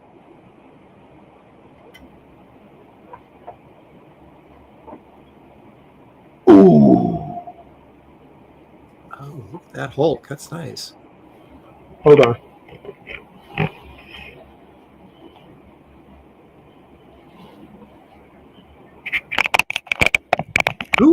Who inked this? Did he ink it himself? No, Dick Giordano. Oh, Giordano. Okay. But look at this. Who does stuff like this? Look at that. That's so good. Yep. Look at that. Drew a whole movie theater in the world's smallest panel. Look at that. It's so good. Look at this. Yep. Look at that. No, he was a great Didn't have Google back then. Well, that bridge on the top of the other page is fantastic. Oh yeah. Look at that. Perspective and everything. George Washington Bridge. That's where Gwen Stacy died right there. Just saying. I love all these colors. And they never bumped into each other. Batman never said, who's this Green Goblin guy? Okay. Got my own problems.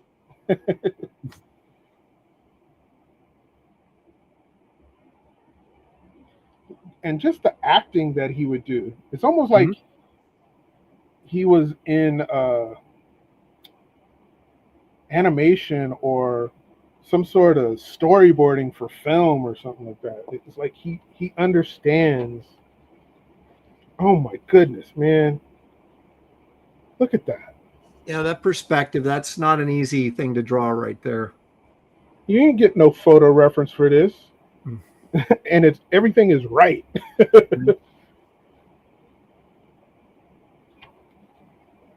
Well, you got the Hulk with that 70s hair, that longer hair. Yeah. I'm not holding it against him. Look at that. Yeah. Ooh.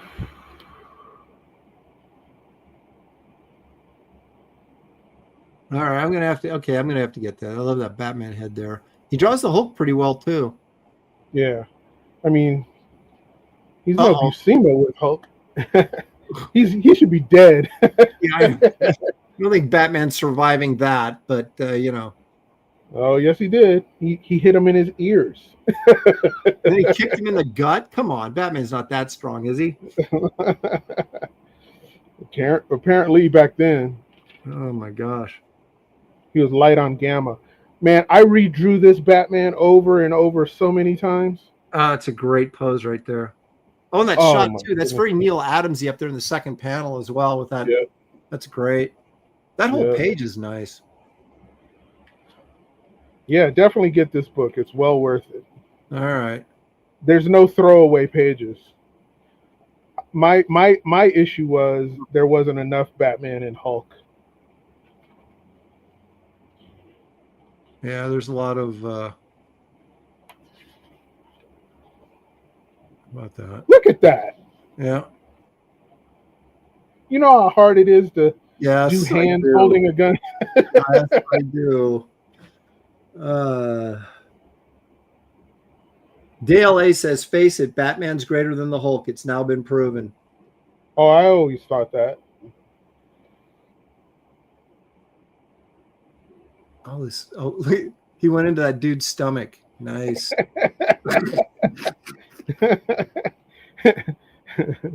Is it maybe that the Hulk has become more powerful in the modern age than he was back in the day? 100%, 100%.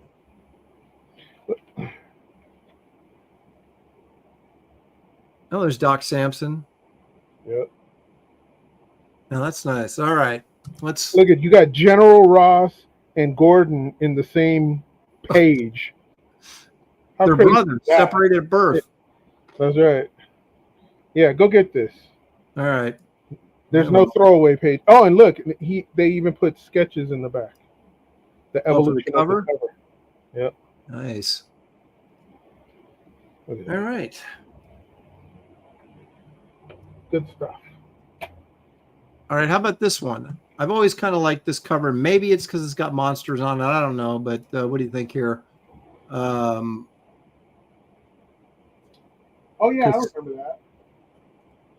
I like this because it's like, like Superman's vulnerable to magic, right? So I don't know that necessarily applies to Frankenstein, but it would apply to Dracula as being a supernatural being. Yeah.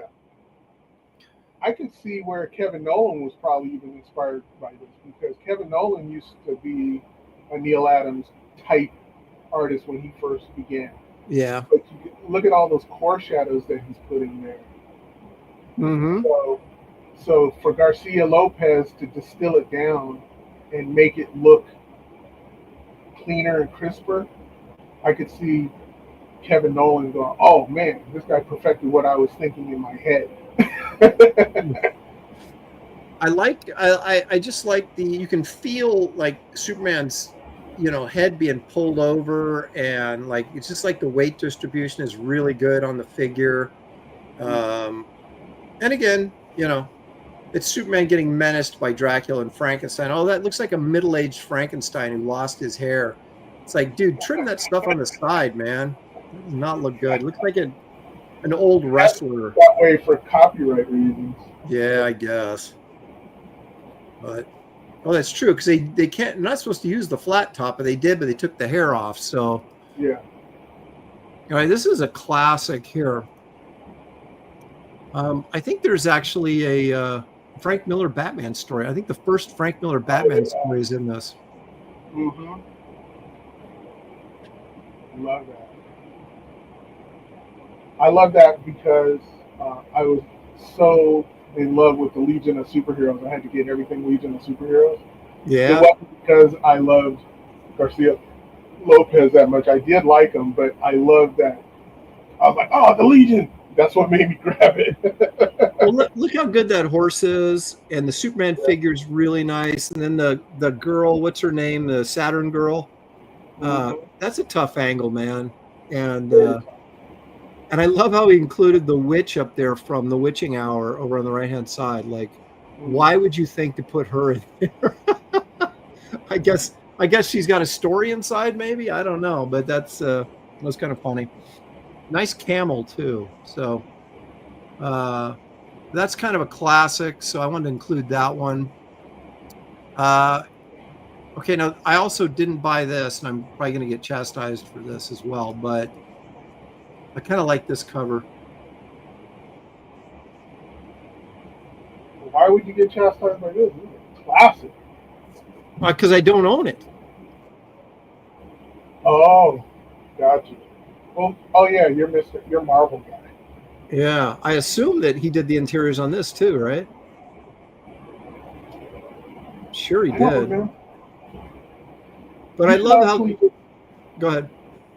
You buy everything, so yeah, I guess you do gotta go buy it. I was gonna say, just get a digital copy. I love these giant-sized these treasury editions, though. $14.90. Okay, so this must be a re-release, right? Because it's $14.99 up there. I saw that Art of Roy saw that. So this had to have been a re-release. But yeah, no, they're re-releasing all of those oversized books. I want to know if foil covers and whatnot. Yeah. I want to know if Superman ever punched her, because that's sort of. Yeah, he punched her all right.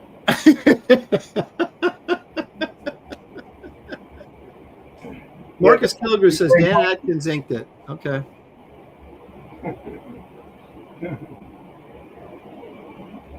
Well, if he punched Wonder Woman, I've got to get that. I mean, I drew Wonder Woman getting punched all the time when I drew Wonder Woman, but it was usually by female characters. So, but I guess she can take it, right?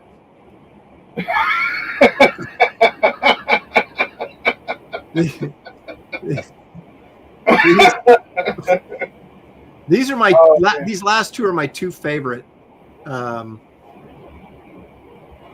I love the Superman figure here, but I also love that Flash in the background. Yeah.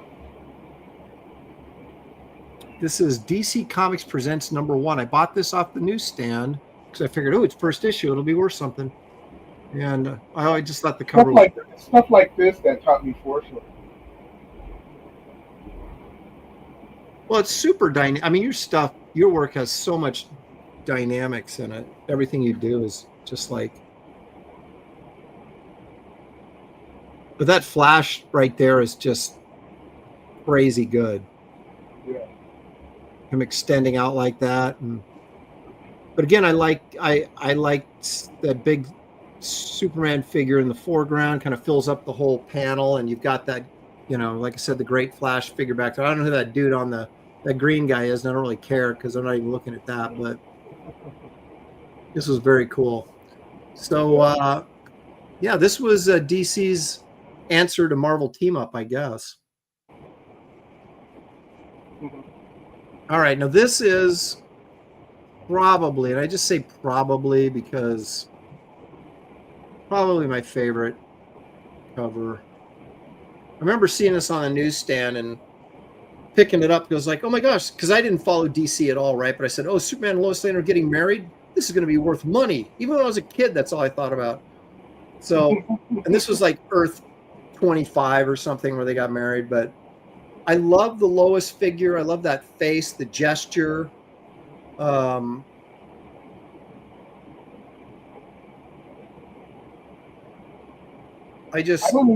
don't even remember this cover, to be honest.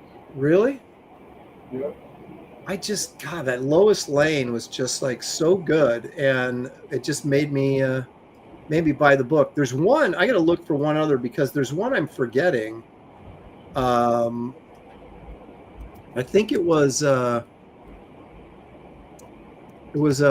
Superman, but it was a Treasury sized, I think, but it had a new cover on it. Let's see if I can find it. It was with him flying on the cover. Why can't that's such a classic one, and I can't. He had a kid on his back or something. Do you remember what I'm talking about? Vaguely. But it was such a great figure drawing of Superman that I've always loved it. And I was searching, and I could not find it, and I can't figure out why. That something that iconic in a Treasury edition wouldn't just be like front and center on Google, but it's not. Huh. Interesting. Oh well, just to leave it to your imagination, I guess. But anyway, there's a look at some Garcia Lopez goodness. Now, David, if you want to stick around for the controversial part of the show, you're welcome to. We're always looking, but we haven't found.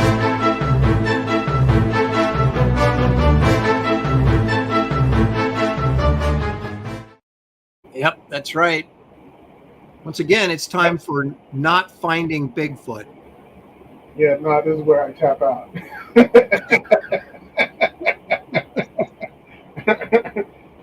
I'll leave you be with your Bigfoot. All right, man. Thanks for coming in. Appreciate it. All right, man. Peace. See you later. That's David Williams, folks. You know him, you love him. There we go. Hulk Smash. You found him so many times, but you're in denial. Am I? I think we've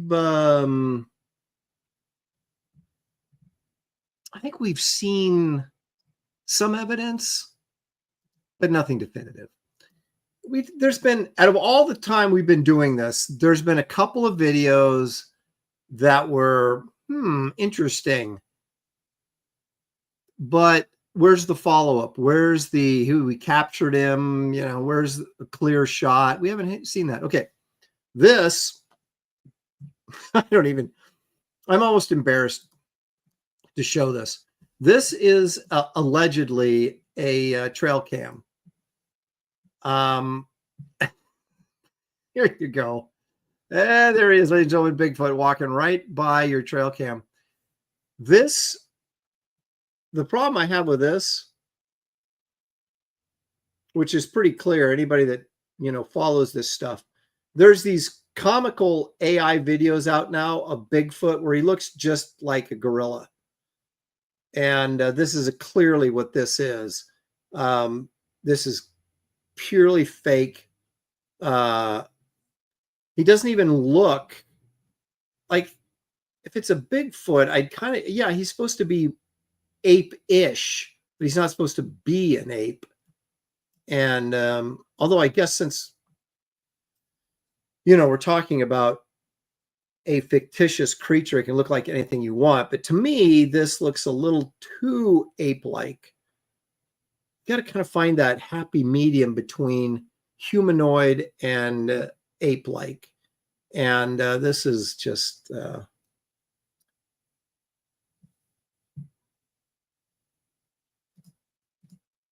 Jerry, we have already debunked on this show the existence of Loch Ness, a monster. I'm sorry, but we did a show, I don't know if you remember, but I debunked like the Chupacabra, Loch Ness monster, and a couple of other weird ones that I don't even remember what they were.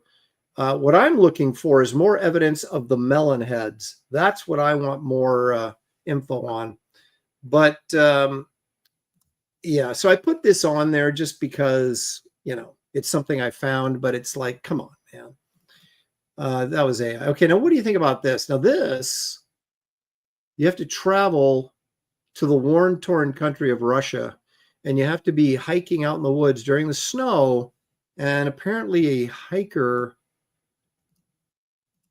got a series of photographs of this. Let's take a look. So here we have Bigfoot allegedly sitting in the snow. They have the red arrows pointing here to let you know that his face is right behind this branch. Nice. But it looks like there's some fur going on here. There's a nice sheen to it. Okay, so that's photo number one.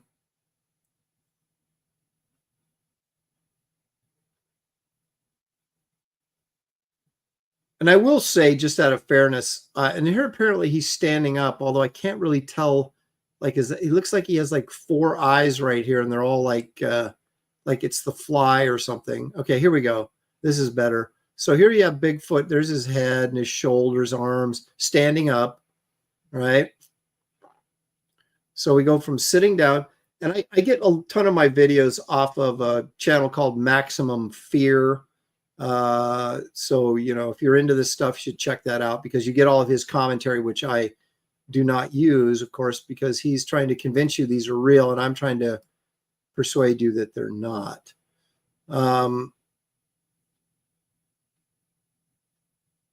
Let's take a look at this next photograph again, right there. So you can see his eyes right here, forehead right there. There's his kind of Elvis hairdo as he turns to walk away.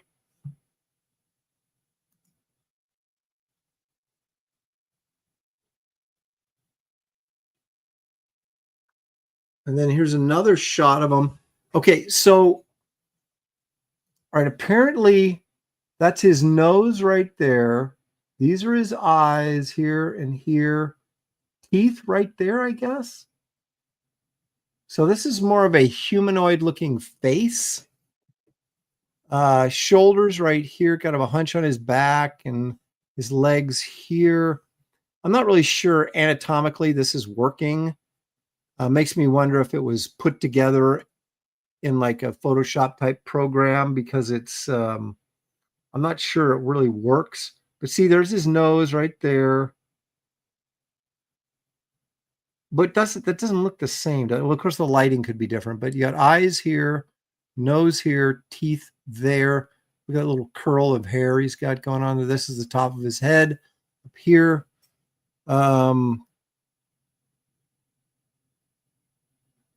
There you can see the face, I guess, a little bit better with the two buck teeth sticking out, I would guess.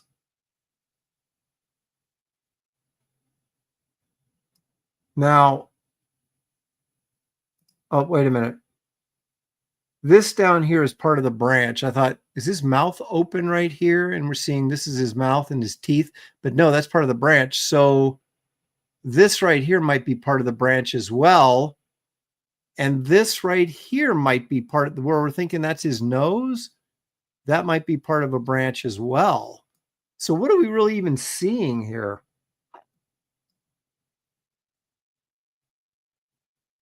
It's amazing how you can look at a photograph and see what you want to see.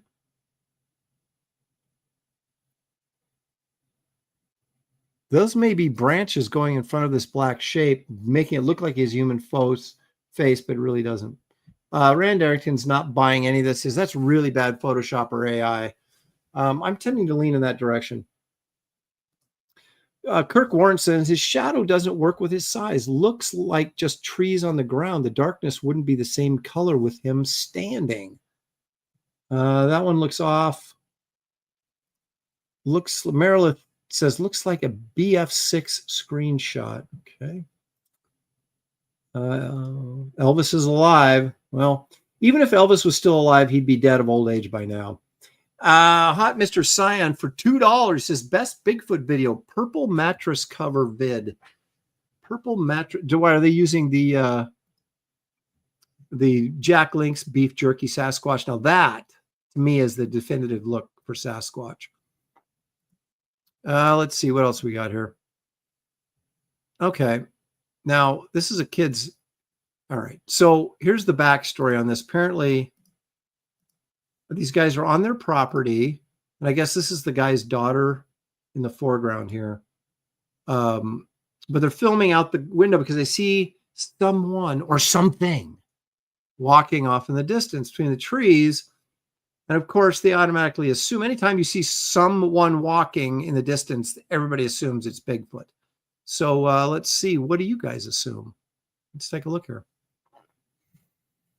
There he is back there.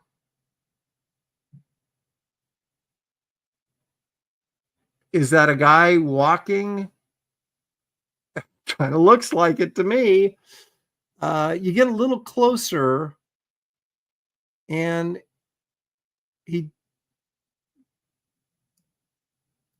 okay, hang on. Wait, let's go back here just a tad bit. I want to stop it at just the right spot. Okay, so this could be a dude with his hood up. He does have these long, look, he's got the thick legs, but this kind of looks like it could be a coat or something here. So it might be a dude in a costume, but look how casually he's walking. This is the kind of stuff that I see and I go, that it's not Bigfoot, because Bigfoot wouldn't walk that way, would he? Okay, what happens here when the light hits him here? Does he turn into a dude wearing a coat and a pair of baggy pants? No, it still looks like there might be some hair there.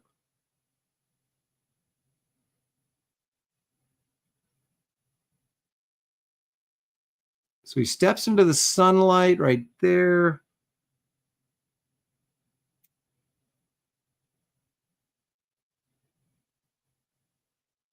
I don't know. Still not convinced it's not a guy in a hoodie or a big hunting coat with his hood on.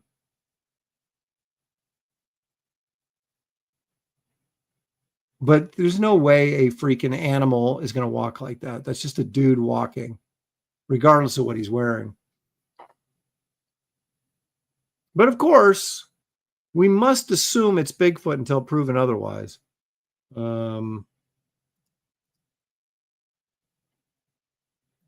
Marilyn says, bro casually walking through trees in his path. Yep.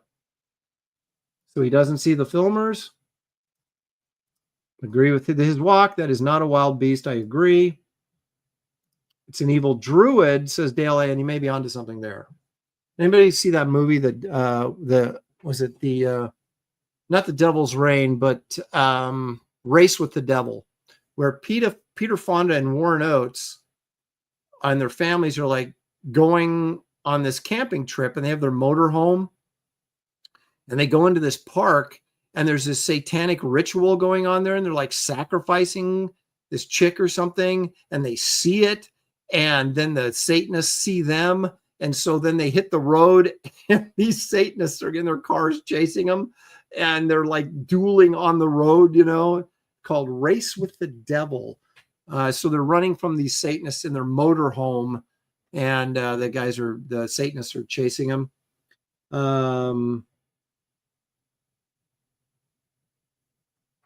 So anyway, I'm not necessarily recommending the film, just asking if you've seen it. Race with the Devil with Peter Fonda and Warren Oates. Merilith 2005 says, I wasn't around when Peter Fonda was making films. I know, but that doesn't mean you can't go and see the film. That I'm watching movies that I wasn't around for either, as hard as that is to believe. But they do have this thing called video and downloading and all this kind of stuff where you can catch up on movies that you've missed. All right. This one I call Flying Bigfoot. So apparently in Georgia, this person videotaped these two alleged, we have no way of knowing because the shot's too far away, alleged military helicopters carrying something big in between them. What on earth could it be? They're saying Bigfoot. I'm saying not so fast, my friend, but what is it exactly?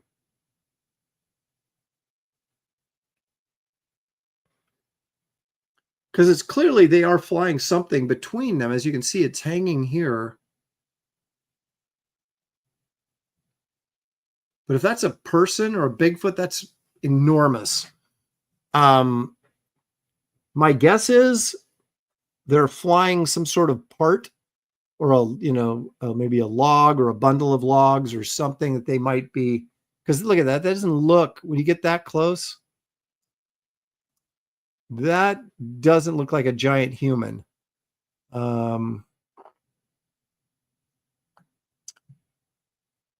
So I'm guessing they're carrying some sort of machinery. Do they do that? Is that how they do that? Hulk Smash feels this is, I'm sorry, that King Kong, this is evidence for King Kong, apparently. Hang glider made of coconuts and branches. Interesting. Yeah, it's like a giant Tootsie Roll. Rand Arrington says, no, that's Gaiju. Meredith being more practical, that's a log, probably. That would be my guess. Possibly 2 kegs of beer. I think that's a good chance there. Now, Grey Wolf says that's some sort of ordnance they're carrying. I've heard that term, but I don't know what that refers to.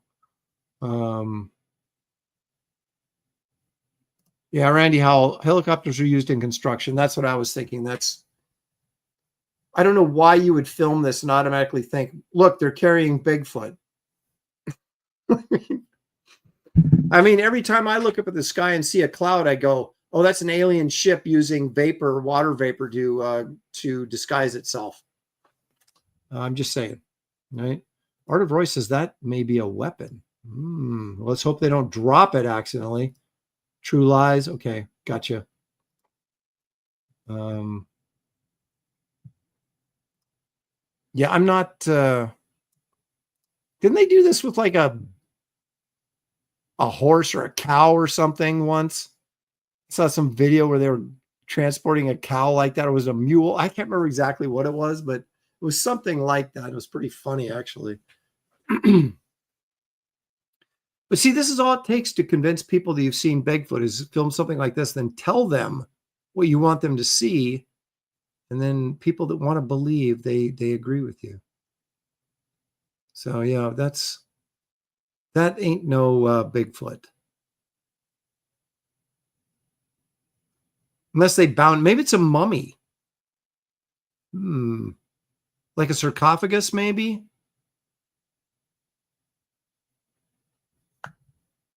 Yeah, there's a mummy story in there someplace. I'll have to think about that a little bit harder.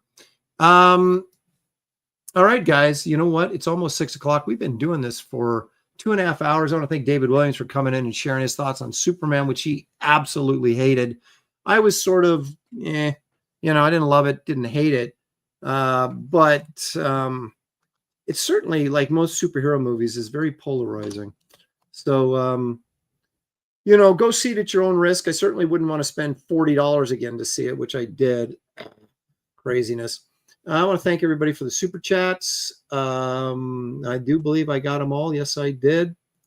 I want to remind everybody to hit the like and subscribe. Also, remember to go visit Wraith of God, Fear Hollow. You'll find a link in the description. It's also pinned to this chat. And if you need back issues or original art or anything like that, go to my website. You can get them right now. Ships immediately. As soon as you pay, I ship. So please feel free to do that. I want to thank you guys all for joining me. Couldn't do it without you. And we will see you next week right here on Aaron Live. Good night, everybody.